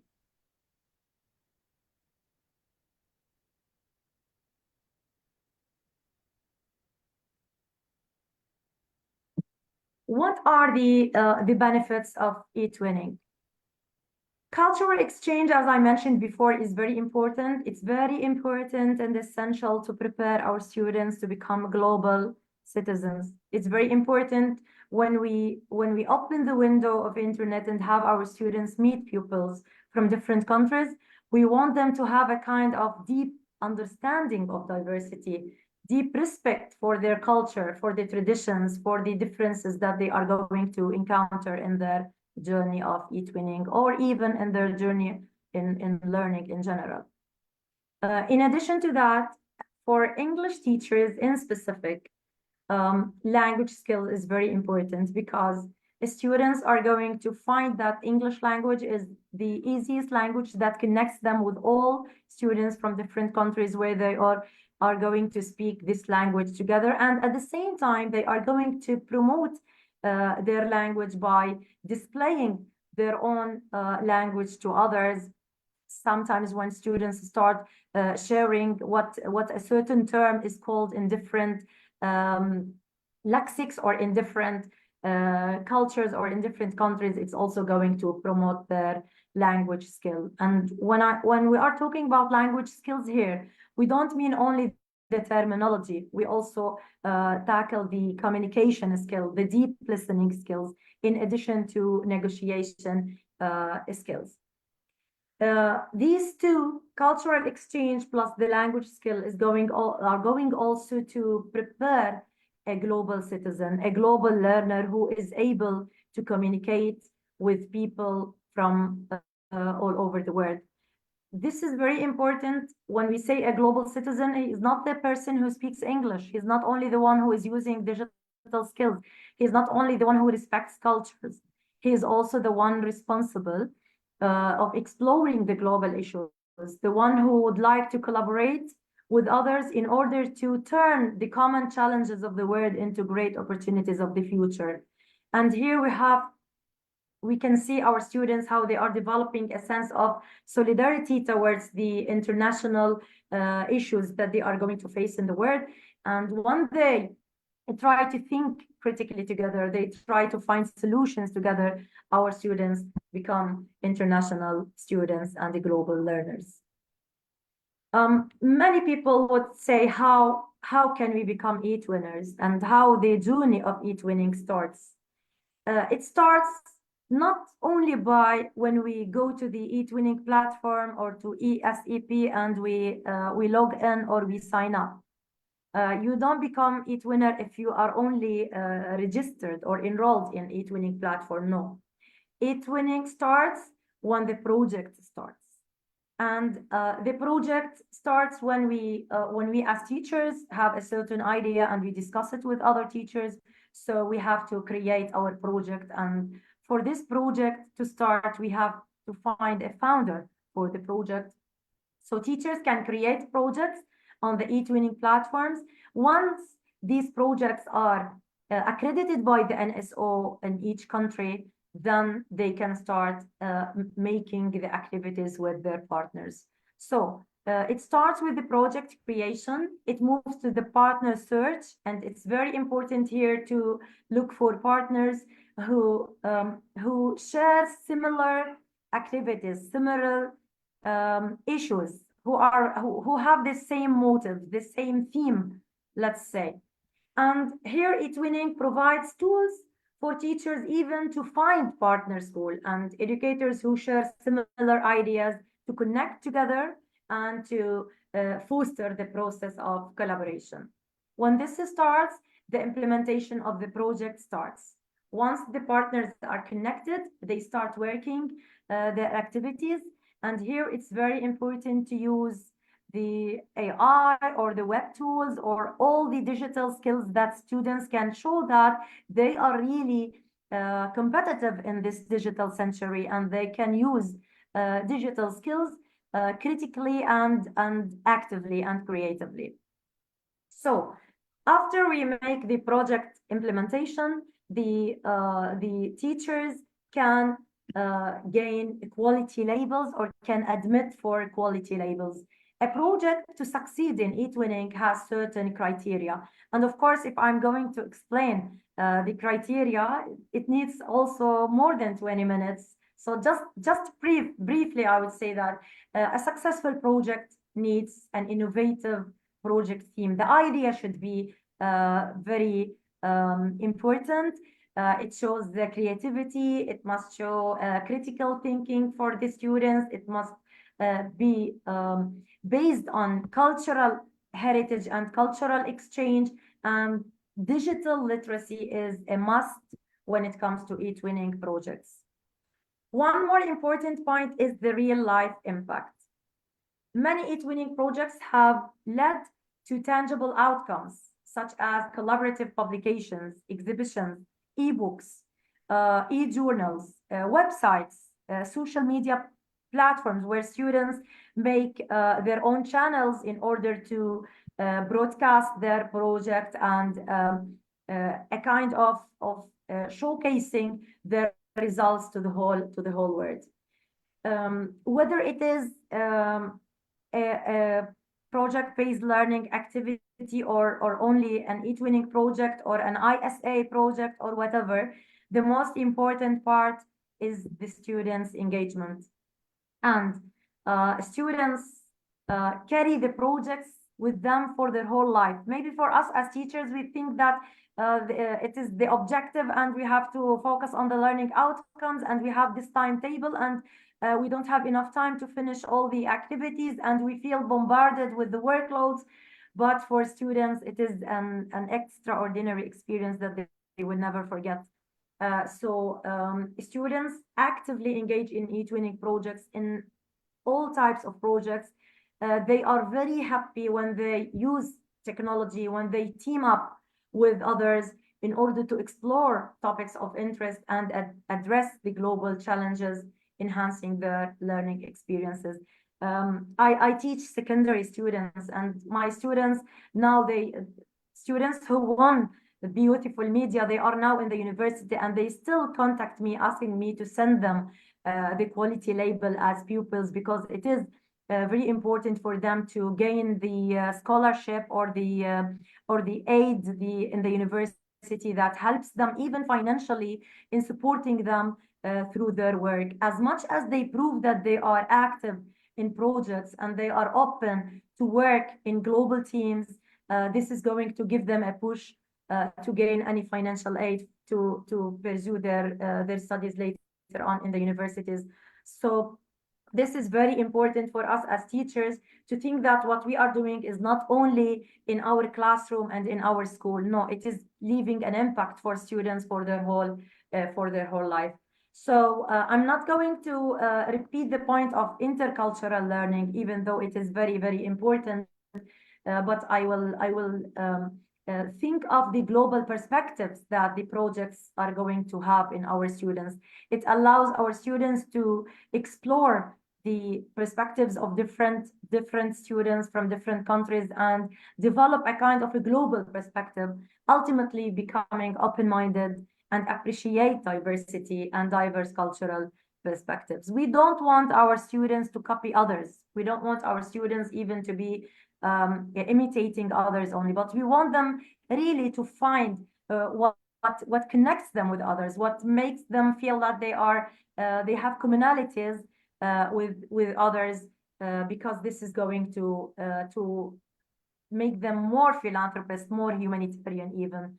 This leads us to tolerance, to empathy.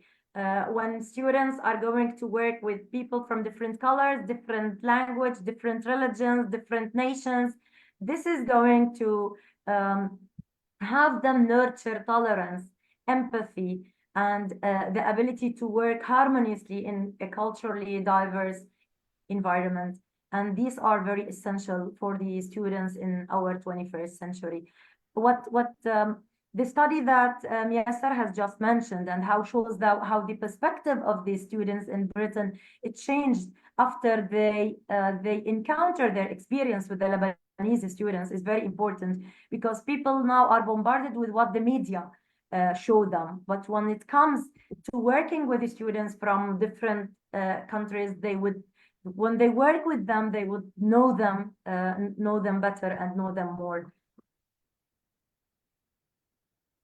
So eTwinning is very important for teachers, for their professional networking, for knowledge sharing, for experience, for their pedagogical practices. And it's also important for innovative teaching methodologies, because a teacher is going to be introduced to new web tools, to be able to integrate these digital tools into her teaching experience, and at the same time to be able to promote these skills to the students and gain insights into diverse educational systems. Teachers who are working with projects, who are making projects, they are enhancing their professional skills, and they are showing how they are more updated than teachers who are not. What is important is that every time we have a new idea, new web tool, new technology, every time we have something new. And now we are experiencing the revolution of artificial intelligence, which was maybe 3 years before. We have no idea about it. Now, through AI, a teacher can be able to implement, to prepare a project, to discuss all the ideas. And what is important now is her ability to guide and to lead the students into implementing the project. It's no more preparation now, it's presence, and how we are able to present our ideas and our experience to the whole world. So eTwinning enables a teacher and gives students the lesson of continuous learning, because every time there are seminars, courses, conferences for educators to keep them trendy and to keep them updated. So eTwinning started with the European schools, and now it is for the whole world.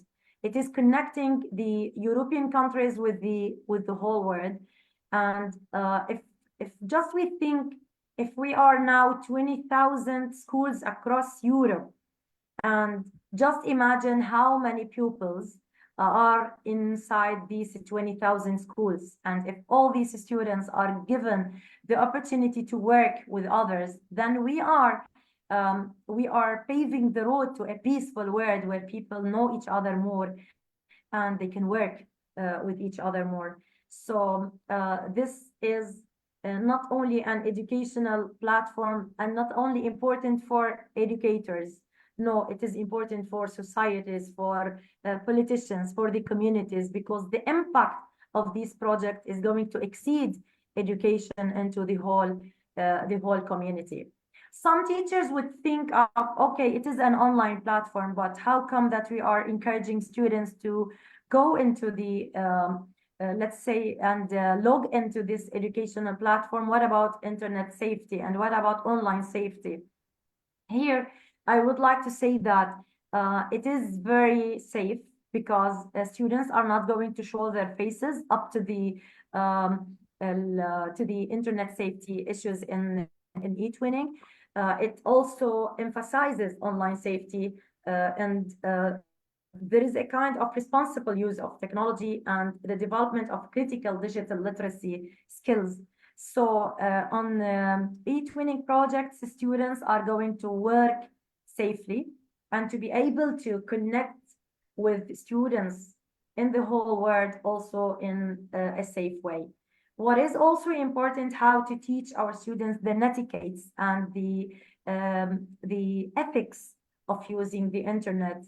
And there is something very important, how to help our students to behave digitally in an ethical way that shows their values and their how they are raised up. So the power of technology through eTwinning projects is not like any other social platform or social media. No, it is very safe for students and for teachers as well. So this is, I tried my best to keep you updated in these 20 minutes, but I would like to say that eTwinning is continuing to grow, and it starts with Europe, and now it is in the Arabic countries and in Lebanon and in the whole world. So eTwinning continues to expand its reach and impact, aiming to further promote international collaboration, cultural exchange, and innovation in education. Why education? Because we as educators, we are the ones, we are the candles who are lighting up and illuminating the world with our smiles, with our hearts, with the differences that we are making, with the little difference.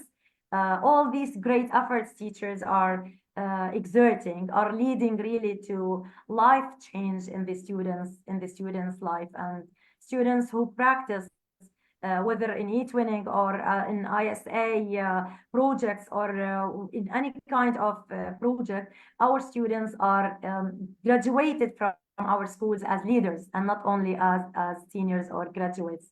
So the future of e-twinning involves more and more leveraging technological advancements to enhance our user experiences as teachers and even as students, to facilitate seamless communication and diversify project opportunities. I hope that in this presentation, I introduced you to e-twinning, and I would like to invite all educators here in this conference to be part of this life-changing journey, because we are not only benefiting as teachers, we are also helping our students become leaders of the world, and this ripple effect is going to grow larger and larger. Thank you, Maha, for this great experience, and I'm so happy to be part of this successful conference that is really shaping the future. And if we are thinking of shaping the future, we need to believe that we as educators are the ones who are able to shape this future. Thank you so much. And Thank you. I'm so happy that I see the face of Hanan, whom I love so much, to be the next speaker. Thank you, dear, for this opportunity, and I hope that together we are going to make the change we are looking for. Thank you, Hawra, for this wonderful and inspiring presentation. And as you mentioned, it was once said, tell me and I forget, teach me and I remember, involve me and I learn. And that's actually what you did with your students. And I wish we are going to have an inspiring teacher in every school here in Lebanon, just to guarantee that our students are going to have a real chance to be educated and they are going to be involved in a real life situations. Thank you again. Your students are lucky to have you, Ms. Hawra. And now join me in welcoming our next speaker for today. Our next speaker for today is the principal of Shhoor High Public School. She's a passionate advocate for ensuring that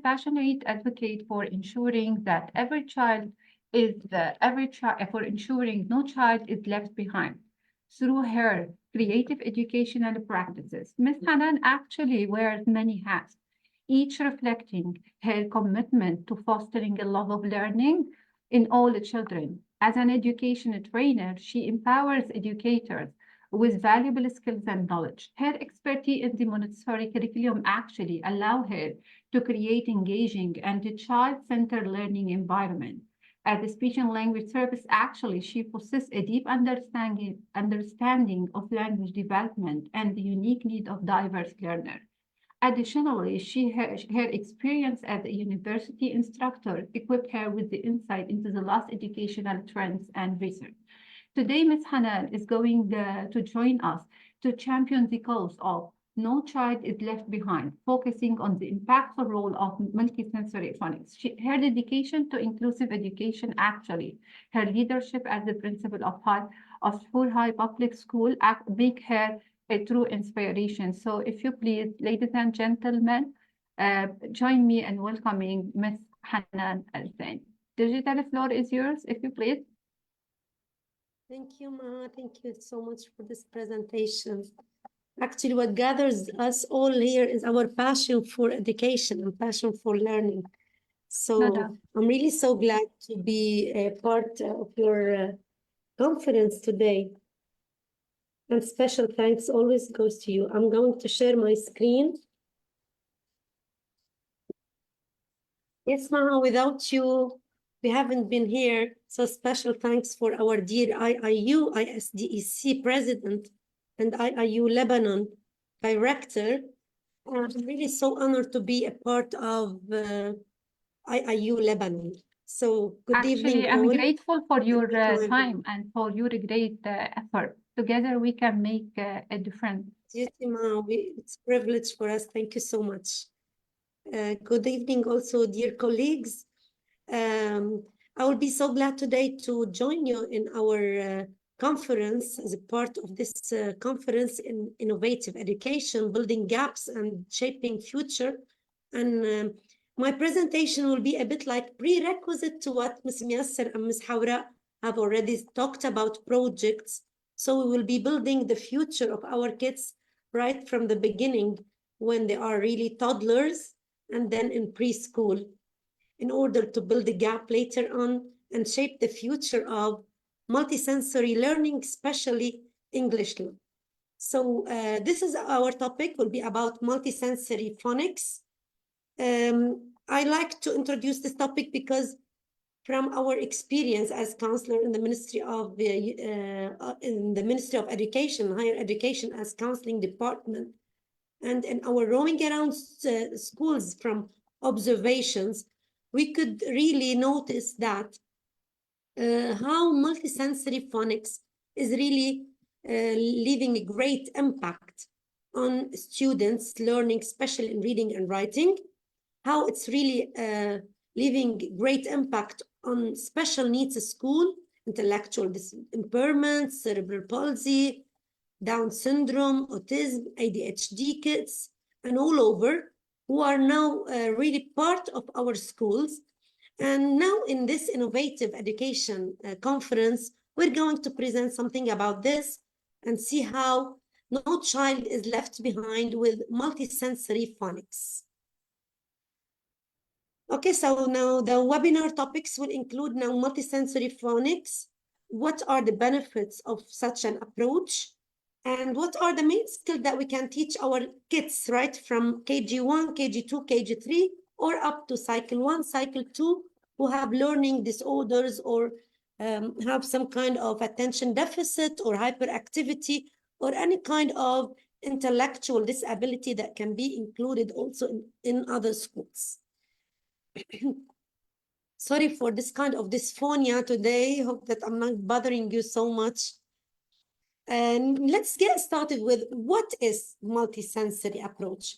And when we talk about multisensory approach, what do we mean and how many senses do we work to involve our student? Is it only 5 senses? What do you think?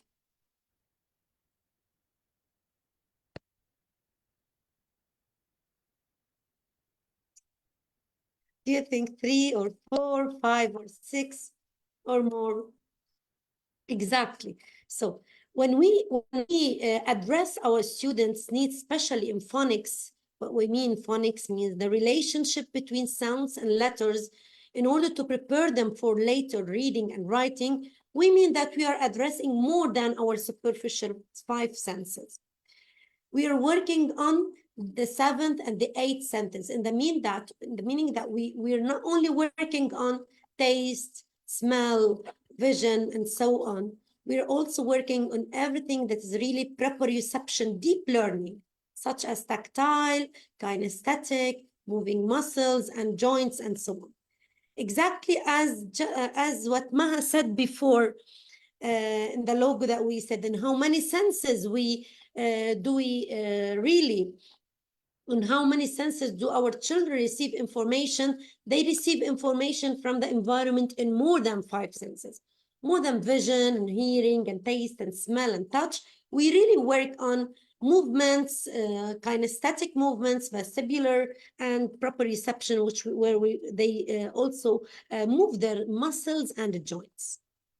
Okay, now Maha has just said that exactly that this is our motto in teaching phonics, which was really first originated by Orton Gillingham, that has this motto: tell me and I forget, teach me and I remember, and involve me and I learn. That's why I said that this is a prerequisite to what my colleagues were saying before I started. Prerequisites, because we will start on working projects and multisensory approach right from being 2 years old.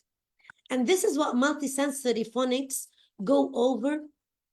And this is why no child is left behind, because we're not after telling, we're not after teaching, but we're after engaging and involving. How will this happen? We're going to see now. It's every learning style. And if we ask about what are the benefits of multisensory approach, why do we prefer Montessori approach? Why are we working on Orton-Gillingham approaches? Why are most studies in literature and in kids literature nowadays really focusing on multisensory learning? What do you think? Thank you. Thank you, Mrs. Tahani. Thank you, dear. That's it, because it really activates all the parts of the brain. So we're not only telling he's not only listening, we're not only showing he's not only seeing, we're enhancing memory, visual memory, auditory memory, muscular memory, and we're enhancing learning for written language, for speaking. We're building his self-confidence, his sense of achievement and self-images. So that's why multisensory approach, it fits every learning style. Okay? Now, if we go on more and more and say, how can benefit from this multisensory approach? Of course, everyone. Of course, everyone. And who else? Why, with multisensory approach, no child is left behind? Actually, you know, now with COVID, with the crisis, with the economic crisis and the political crisis and everything we're suffering from, you know, that with 2 online years that we passed through, with digital learning, sometimes some kids are left on screens exposure all the time. We are getting many kids now who suffer from attention deficit or lack of concentration or some hyperactivity in school. What will we do? We are exactly as the physicians. Just as physicians stand for Corona and struggled hard in order to find some solutions, we as educators should also struggle hard, go on more researches in order to adapt and in order to know how to deal with such kids in our inclusive classrooms and not outside. Our ADHD kids or kids who are learning or who have dyslexia, disorders in reading, or dysgraphia, disorders in writing, or any kind of disorder who any kid suffers from is a part of our education system. That's why multisensory approach is addressed to everyone and to young children and to children who have some kind of learning disabilities, or who have some kind of language skills, or who even don't sit still, so they won't be left behind. Okay? So let's move ahead now. As an example to this, we will be introducing this program in the left 10 minutes about phonics. And it's going to be an advice for most educators, because from my experience in the workshops or international training, or even in our Lebanese schools, public and private schools, and in studies that we really did before, synthetic phonics actually proves its impact on teaching letter sounds and its emphasis on blending sounds and its impact on the achievement of children in learning, especially in reading and writing. Okay, now some of the sample programs that I'm going to show you today is Jolly Phonics program. Why Jolly Phonics program? Now, of course, anyone who's interested might be surfing the net for some kind of research about this system. You will be finding digital applications, ebooks, songs, videos, everything about this program free on the net. It's really a systematic synthetic phonics. We're not after only teaching the letters or the alphabets that are 26, but in this multisensory approach, we teach 42 letter sounds. Okay, now, if we are now KG's teacher, or if we are Cycle 1 teacher, and we ask one question that's very important. Now, we know that in Cycle 1 and Cycle 2, we teach our students mainly 4 main skills, which are reading, speaking, listening, writing, culture awareness, and others. Now, in KGs, what are the main skills that we teach in phonics class? If we ask this question. Now, I say that once a child has to finish KG's cycle, what are the main skills that he should be taught in phonics class? What do you think?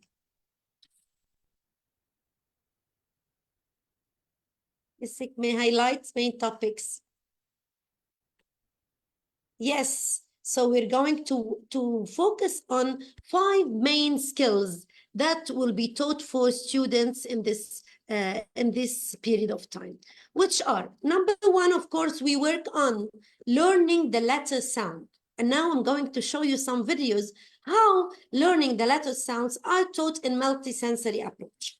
You will see that the letter sound is being taught in a very interactive way. It means that teachers of KGs, the knowledge of letter sounds will be the first skill needed to be mastered by these children when we teach them English literacy through multisensory phonics. And for example, let's say these 42 sounds in English are divided into 7 groups. And we're going to see them. Now, these groups, then each one of this group is consisted of 6 letters. For example, we say such as S-A-T-I-P-N or S-A-T-I-P-N and so forth. Now, based on these findings, the teacher will be introducing, for example, 1 to 3 sounds in a week. It's always be reviewed and reinforced. And we have some videos and some songs and some games where students will be moving around, playing with the snakes, crawling on the floor, using kinesthetic movements, and so on while learning. Story reading is a must. For example, when we have any introductory activity for any phonic, the story will be the queen of everything.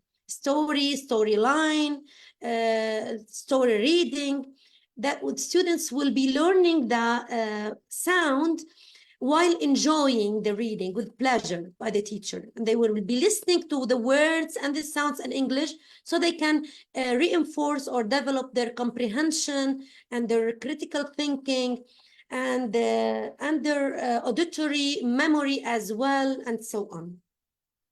Now, what's more important is that with this learning letter sound, we will be having an action and a song. And now we're going to see them.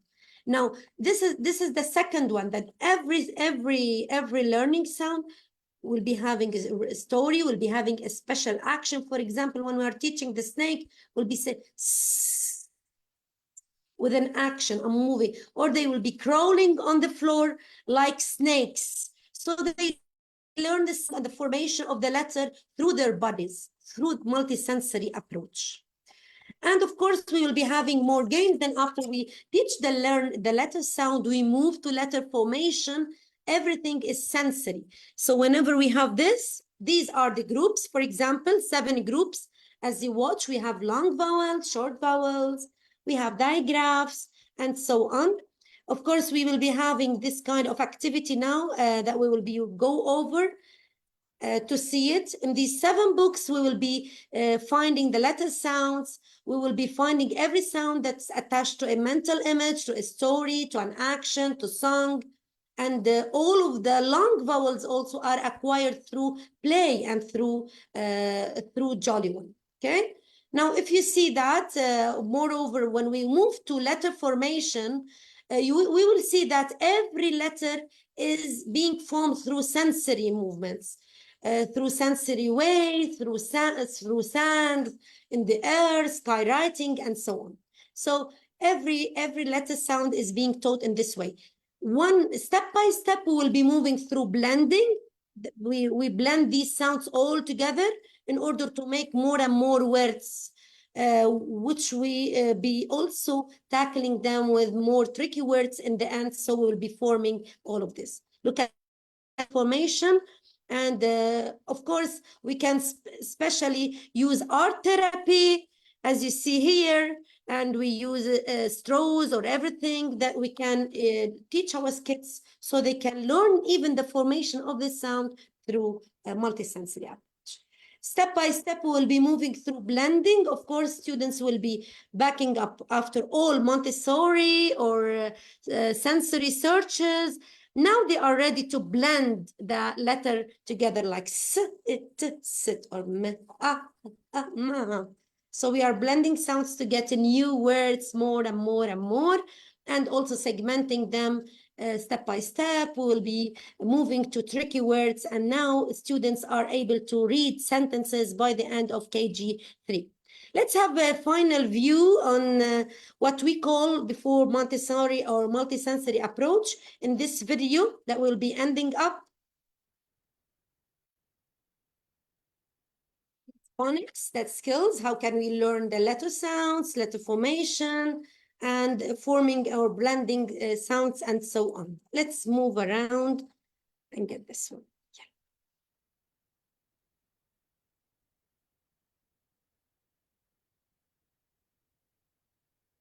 Maha, is it shared now? Let me see, please.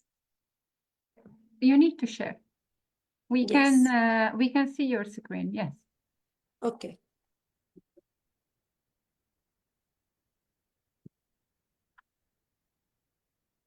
Hello, Inky. Hello, what are you doing? You're smelling the sunflower again. Well, stop smelling the flower. So we can half hear a minute. Yeah. Okay. Yeah, let's second. So we'll be watching a video about the action and songs of Jolly Phonics or Phonics to see how they are integrated in a multisensory program. And we'll be ending in this video.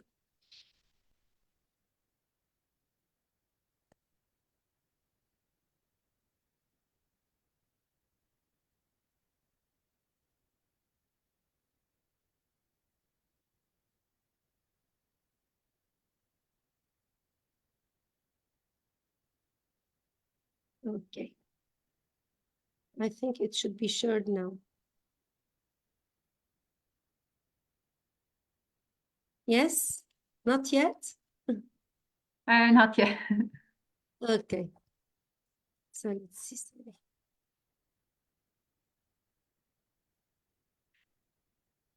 Okay.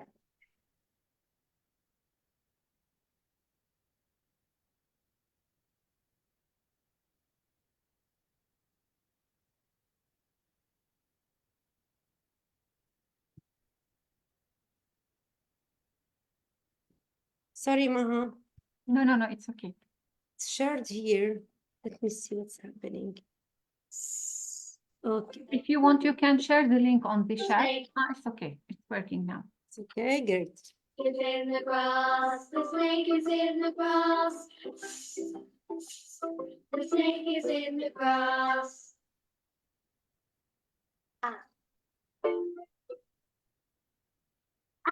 And so my arm, and so my arm, and so my arm, they're causing me alarm. So as you see here in every song. When I watch a tennis game, when I watch a tennis game, my head up and the cannons on the big, big cake. Up and the candles on the big, big cake. Pop, pop, pop. And as we see here, this is going to be a multisensory experience to teach phonics for kindergarten kids. And in this way, we'll be really playing a major role in teaching our students the basics of reading and writing, because it really targets all students' abilities without any exception. And in this way, really every child will be involved, will be engaged through the actions, the songs and the stories and so on to facilitate the reading and writing abilities. And that's why no child then will be left behind, because they will be all acquiring the objectives that we'll be working on in literacy. Okay, thank you so much for listening, and thank you for what happened with the video. Thank you, Maha, again.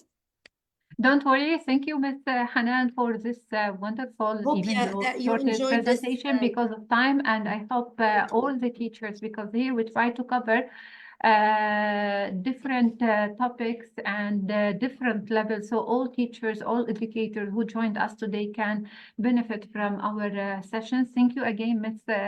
Hanan. And now, if you please, welcome. Let me just join me to welcome our next speaker.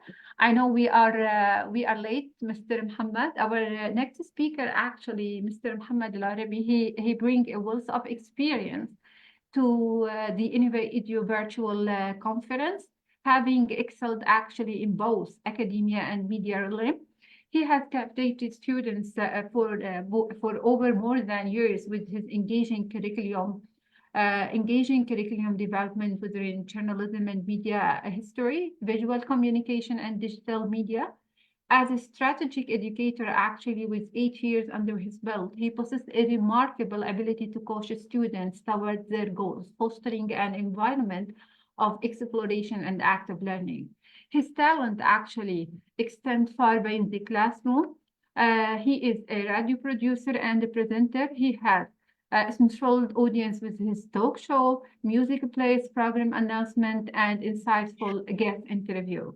His passion for education and media actually shine brightly, and his future aspiration to motivate and educate people through captivating content and truly inspiring. If you please, without further ado, let us give a warm welcome to our next speaker, Mr. Muhammad, who is sure to ignite our minds with his insights on effective sessions and the 5E approach in both university and the school setting. Mr. Muhammad, digital platform is yours, and we are really sorry for the delay, but you can see we have a big number of experts today.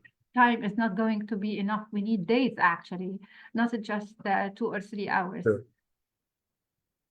Thank you so much for your introducing all of us.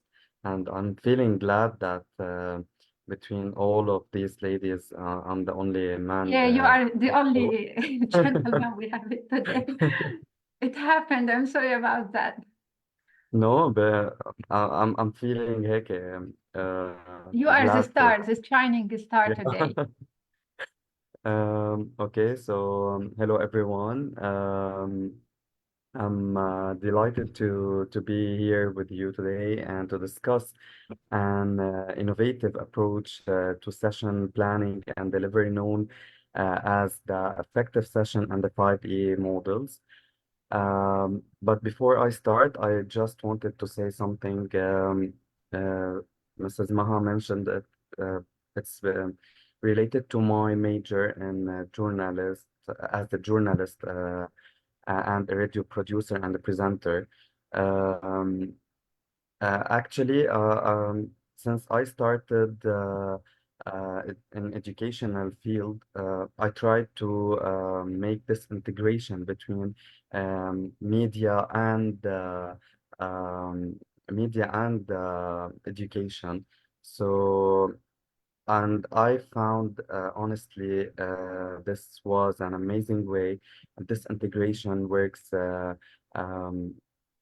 perfectly with my students in school, since they were having a lot of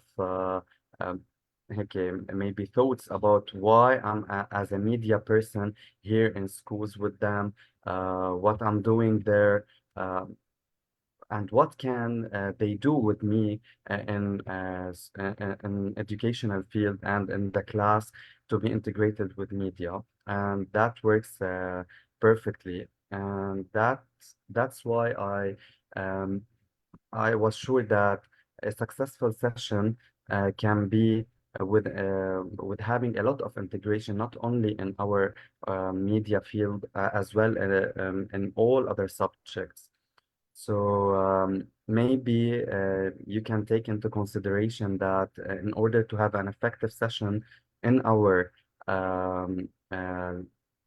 subjects or material or so on, it is very important to first think about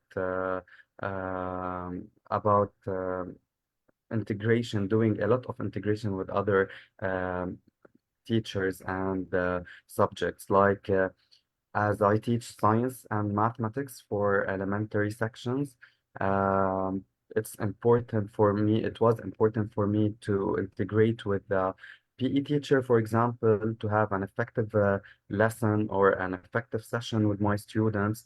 And believe me, they enjoy learning it, even in mathematics. For example, in geometry, it is very important to be integrated with the PE teacher, sometimes with the nurse at the school, and a lot of things. Now we are going to talk about them. I'm gonna share the screen for my um, video first. And before I start my video, I just wanted to ask someone or any one of you, can you remember what was the first thing you did before 2019, before teaching in 2019? Who can share his or her thought or way of teaching? Yes, Mrs. Tahani, Hello, how are you? I'm good. Thank you. Okay. Just to answer your question, before 2019, it was, the traditional method that we used to follow.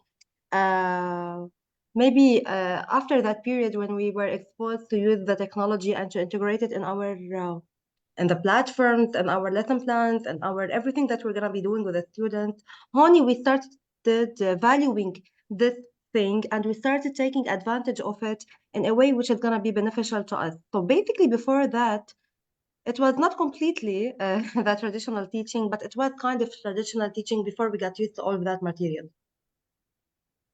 Yeah. All right? Yeah. Okay. And do you feel like after 2019, everything changed with you, especially when teaching inside the class? Yes, sure. Because we had So, more ideas, because we had to read more, because we were exposed to situations that we were never exposed to. So هون بحس حاله الواحد إنه pain causes gain. So here we gain the knowledge, here we try to get advantage of whatever we can in order to be working in parallel with the students, especially when we are in the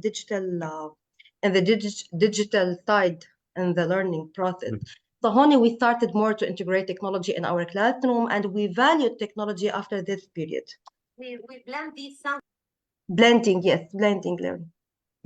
yeah, other than technology, Tahani, do you think that the way of teaching and the way Sure, of sure.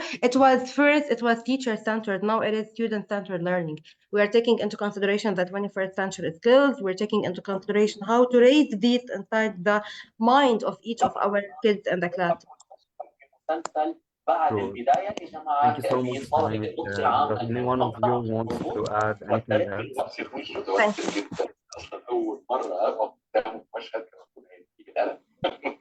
Okay. So I'm gonna share this video now.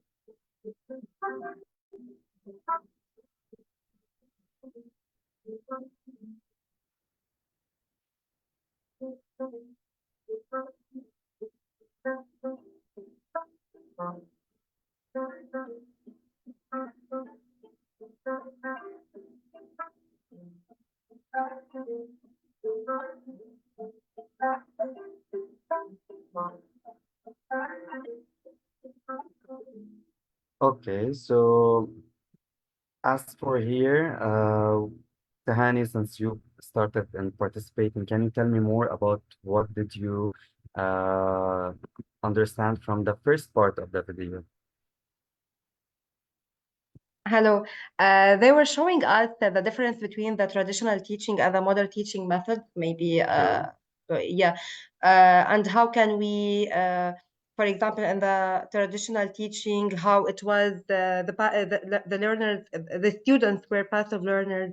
In the traditional teaching, they're not. How can I, and they were showing the differences, for example, I don't know how to say that, but إنه عندك traditional teaching it was the teacher who tells everything, the teacher يعني it is a teacher time Yeah, to a lot of resources and definitely. yeah. So now I'm going to talk about something very important. It's about the 5E models. Yes. I'm wondering if someone knows about it before I start sharing. Yes. Yes, what do you know about it, Tahani? I don't want to be the only one who's participating. It's Okay, the fine. five. I'm open to any other participation. Okay, the 5E model, just what I can say about it briefly, you know, it's very important to be integrated in our classroom. It is the way that the teaching process is going to happen and to make our session effective by how can I grab the student attention from, yani we start from how to grab their attention until we end by assessing and evaluating their knowledge and their understanding of what we've done. So maybe this is basically the brief justification or explanation that I can give. Yeah, let's talk. So let's dive into the 5Es model and see how it can transform our sessions. So first, the first E was the engagement. And the first E, engage, is all about capturing the attention of your students.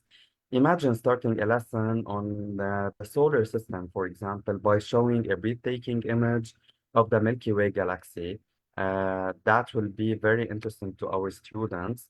And you could follow this by playing a short video about of astronauts floating in the space, prompting your students to consider how they would feel in such a situation. So in this E, the first E, which is the engagement, all what you should do is to pose something or pose a question for about 5 minutes with your students to make to make them more curious about what you are going to talk during the session. So I still remember that the first day I started from maybe more than 10 years in teaching, when I wanted to start with my sessions, it was for me like, hello students, today we are going to explain about this and that. So after 10 years and after coronavirus, after a lot of crises happened worldwide, we felt that this situation cannot work, and um, um, this started session cannot work anymore with our students. So that's why you should, from now on, to engage them, to engage their like to pose them to do something and to let them think of what are we going to explain now. So the second E was about the exploring. Moving on the second E, which is the explore.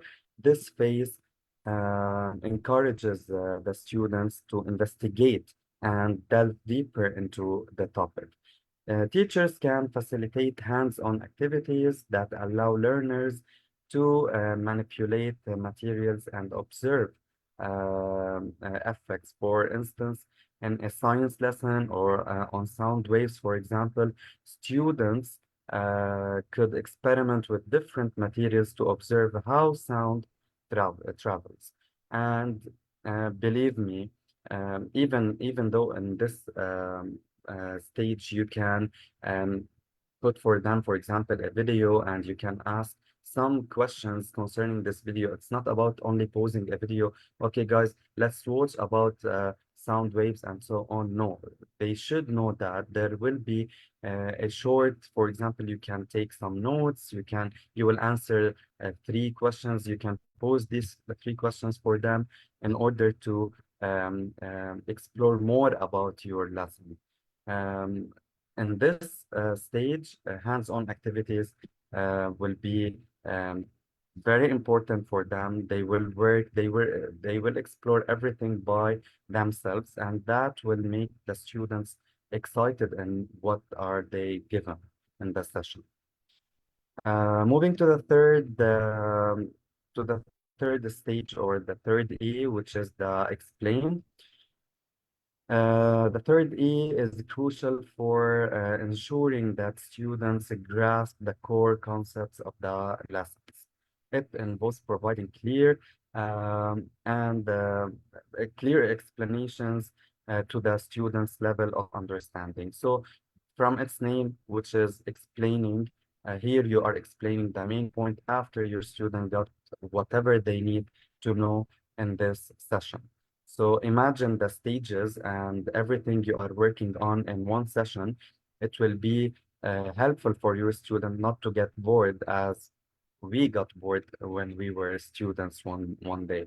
So in this stage, as we said, we are explaining more and more. We are giving the students by what they get and what they started the session with after the engaging and after the exploring what was the lesson about. Here we are explaining the most important point they need to know.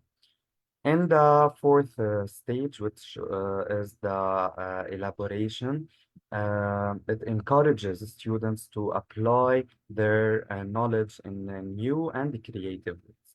So when I say new and creative ways, we can, for example, and play some role, we can do some mystery object, we can do some gallery walk. In the elaboration, they will even apply on what they started with working in the first 3 stages. And here they got all what they need. They can solve the problems. They can solve the activities, maybe in the books, maybe in the sheet from the sheet that they had, and so on. The last one and the last stage was the evaluation one. The final E of the 5 E's model is to evaluate. In this step, it allows the teacher to assess the student understanding and adjust their teaching accordingly. To evaluate the students' learning, we as teachers can use a variety of methods, such as it's not about only quizzes. We are not evaluating the students by giving them only the quizzes, but it can also be projects. It can also be focusing on providing constructive feedback rather than just assigning grades. And that's what we should think about in every single session. Some of the, as we mentioned in the elaboration stage, we can use the exit ticket or the exit slip. We can use some like closure activities, for example, the gallery walk, which we are creating something. They, for example, if our science lesson, let's say about the life cycle of a butterfly, it's important for them to, at the end of the session, to draw the life cycle on an exit ticket or an exit slip, and to decorate it, and they will memorize it easily for the quiz or for the test later on. So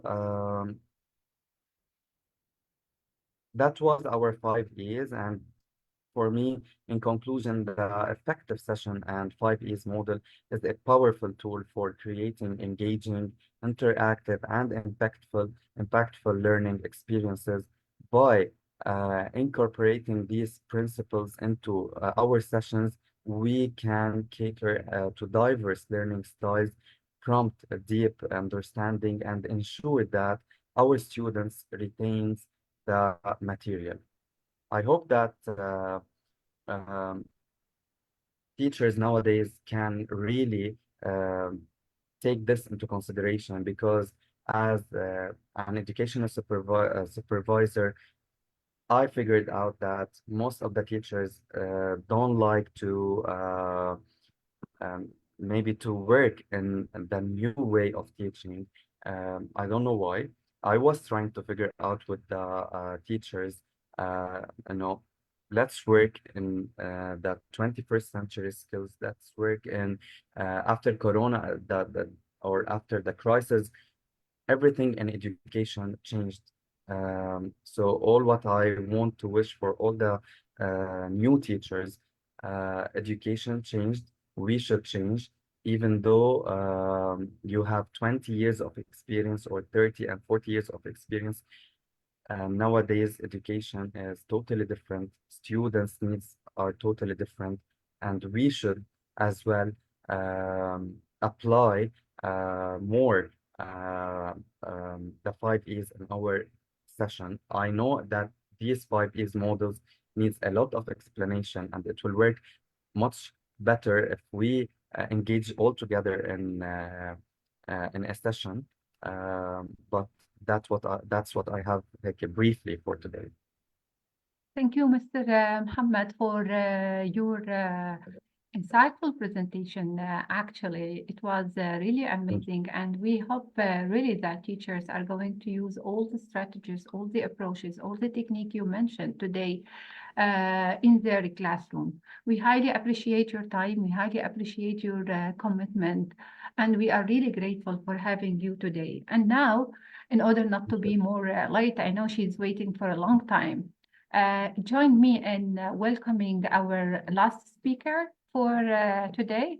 Our last speaker for today, or as we mentioned in Arabic, ختامها مسك, we're going to have Batul Asir.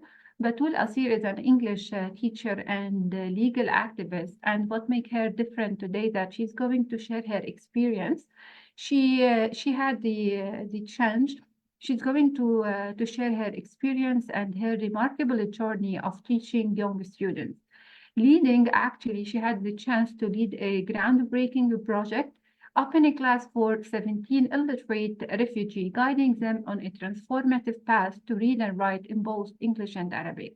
Her presentation, actually, through her presentation, Batul will delve into the challenge she encountered, the excitements of the learner, and the broader impact of the community. What set Batul's actually initiative apart is her use the advanced teaching method and the strategies to enhance the overall learning experience.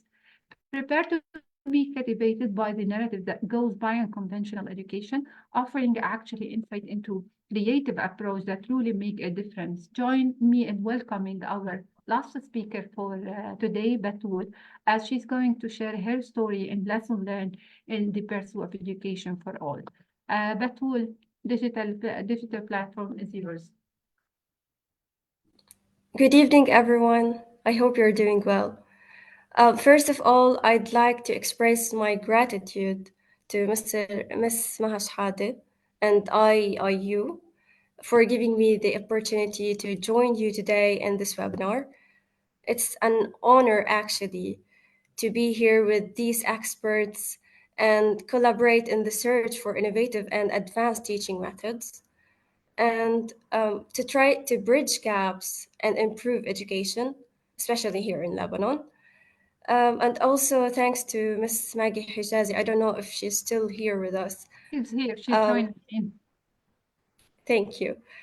So, as many of you, I'm passionate about education and teaching, but especially about learning.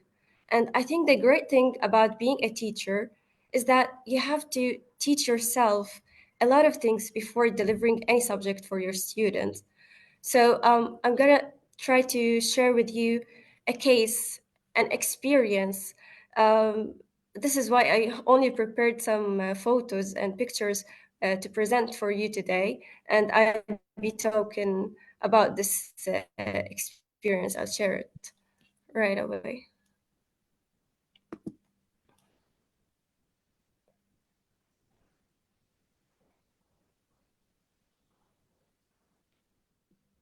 Can you see my screen? No, until now, no.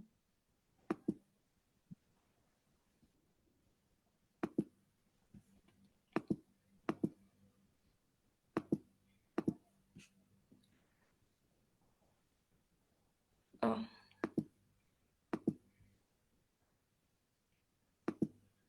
You are a co-host, so you can share your screen. Okay, I don't have the option of sharing.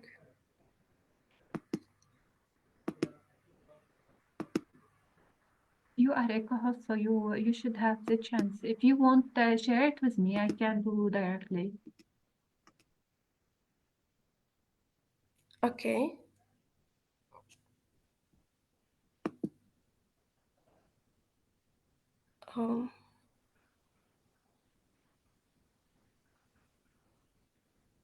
But I gave you a permission to share.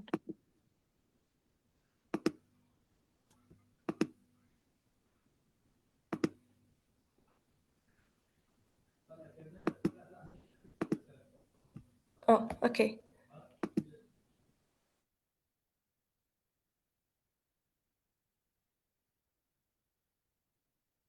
Yes, I think it's fine now.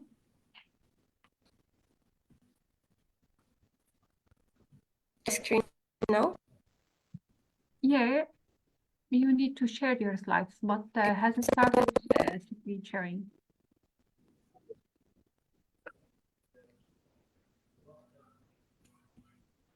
Can you see it? Yes. Sorry, the voice was. No, it's okay. It's we can see and we can hear. Okay. So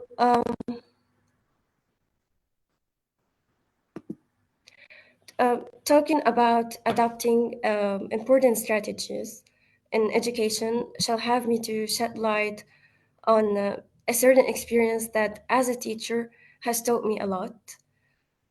So I live in a neighborhood surrounded by refugees. This led me to discover various reasons such as war, lack of official papers, and a financially challenging status. These factors have prevented many children from having access to schools and from receiving proper education, something we often take for granted. So I realized that these children, despite their dreams, faced many obstacles. And I felt it's my responsibility to find a way to make it happen. And it was like driven by their eagerness to learn.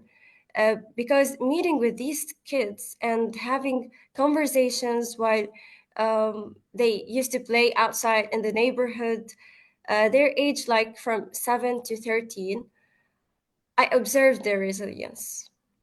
For example, Walid, an 11-year-old boy who worked in cleaning in a pharmacy, expressed his dream passionately of growing up to open a hospital to help those who can't afford medical expenses and medicine.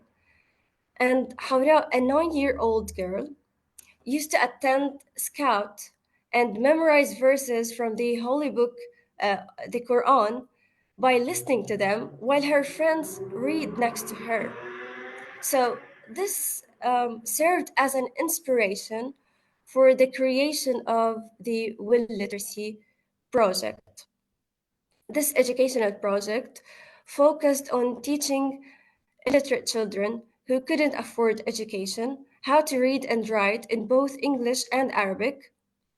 I began giving them lessons solely in my house, and with the project winning funding after that in the inclusion program, we opened a class nearby with a set schedule.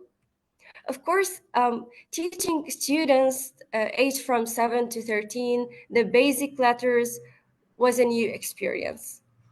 But step by step, I developed effective methods to make learning enjoyable, considering the challenges of keeping them engaged due to their unfamiliarity with traditional classroom rules. So with only few months of funding, it was crucial to ensure they grasped all the essential basics. So we started by ice-breaking activities because we had different age groups. We had different age groups in one classroom, but with time, we decided to divide them into two sections, not according to age, but according to the educational abilities of each one of them. This shows something not everyone is familiar with. The age is not the only thing a student should be categorized according to it. And we managed to overcome by dividing them a lot of cultural gaps together. So I can summarize the steps that led me to these literacy methods in three main key points. But before I go into these points, I want you to imagine with me a situation. For example, imagine yourselves, imagine how hard it would be for you to go on a trip to China, where everything around you is in Chinese. All the signs, everything around you is in Chinese, and you are lost and unable to communicate with the world around you. This is an example of the life of an excluded, illiterate child in the society. So this is the thing that they used they had to cope with throughout the days before learning how to read and write, actually. So the first strategy, if we have to start with by linking, let me go to the last slide. It contains the titles of the strategies. So the first strategy is linking letters to objects and sounds. This multi-sensory aspect of this approach was illustrated by turning letters into familiar objects. I could engage their visual, auditory, and kinesthetic senses, making the learning process more memorable and enjoyable. While connecting the object's name, which is the sound, to the letter itself, it creates a crucial link between written symbol and spoken language. For example, if we can take the letter A and draw an ant out of it, out of the letter A, we try to draw a shape, an ant, for example. They can usually link the sound they already know to the picture, but now they are linking them together with the actual letter they are learning. So the second strategy is as we see here, the visual memory and function image connection. This strategy is underlined in an existing research, the theory of dual coding, that illustrates how visuals usually act as memory hooks for children. And on the other hand, the function of something helps us perceive it right away. For example, it's the same way when They use their parents' phone, for example. They memorize the apps by the logos and the pictures, but they particularly focus on apps that has function to them. And similarly, if you have to, if you want to see some babies nowadays who haven't entered the kindergarten yet, can reach to open YouTube or certain apps in the phone, or even learn how to skip ads sometimes or notifications. I saw them do that. So creating some fictional stories and tales using certain images of letters was very useful for them. Like creating a dialogue between different letters. You are basically giving the letter a personality. So it would be very functional for them to focus more, to be engaged more in the learning of the letters. Third, to move to the third strategy. This strategy, learning letters in groups for meaningful context. This strategy, or if you have to say the rationale behind this strategy and this approach, is because forming small, meaningful word clusters helps them grasp the syntactic and semantic rules of language, the meanings, the sounds. This method can be adapted to different levels, starting from simple three-letter words and progressively building complexity throughout the learning journey, where instead of learning letter after letter as we used to learn in schools, we used to take one letter, take everything about this letter, and then finish it and move to the other letter. Instead of doing this, we start to learn three letters after three letters together. The idea here is not just to memorize individual particles to piece together the whole picture like a puzzle. Instead, we absorb the entire concept first, and then we can delve into details and particles. We must be starting from the whole first in order to create meaningful words for them, and not just divided letters. For instance, we can take three letters and introduce around 6 words that prominently feature these letters. And this can help them encounter each letter in various word positions, linking sounds and facilitating faster reading. This really helps them in even recognizing the letters in different words, not just the given words. And so when it's presented with the same word, but with one variable letter, they can easily substitute this letter with a new letter they would be learning next.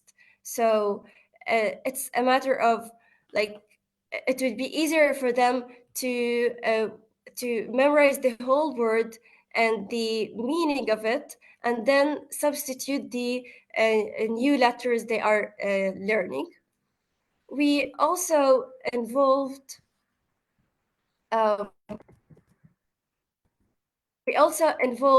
technology, where educational apps, storytelling apps, and even the ready educational games helped us a lot through this journey.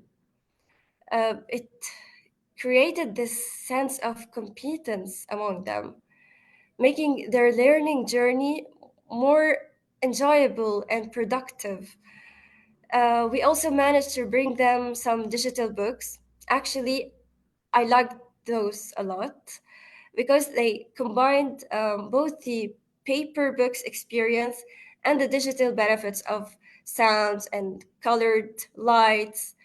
They were so great. We also engaged learning in different games, plays, songs, and drawing, coloring activities until students at a certain point they started to come to my house and knock at my door, even in the days where we don't have any classes, asking to learn more, showing what they're practicing at home from what we've taken. Yet they don't have they would not have for example a homework, but they would solely work alone on things that we have already taken in class. Well, also to illustrate more about the songs, songs are really important in the learning process. I still remember some songs with information from my primary school. So it's really important. It gets stuck in the child's mind. In this educational program, there was a place for them to share their talents. They love to collaborate in little tasks, like distributing papers or assisting the teacher. They were really improving in politeness. When you give a child this small credit, like a star next to his name, this really makes them want to give more, want to participate more in class, want to do better in either the memorizing the lessons or in participating in well behavior. So after this experience, I realized that teaching is a constant learning process. It's an ongoing process. We sometimes adapt an approach based to this student's need or uh, this particular response from this student, how he responded to this. So it's very inspiring for teachers. It makes us want to develop ourselves, our teaching methods. And real education must actually address the psychological and practical needs of students. So it's crucial to connect the subject to real-world situations and make learning personally meaningful for each student. They have to feel the need to learn. And hopefully we can all continue with this inclusive educational methods where we can contribute to making education better. And I have to say something. I learned a lot from each one of you. Thank you very much for everything. And now I remember this quote from Malala Yousafzai, where she said, one child, one teacher, one book, and one pen can actually change the world.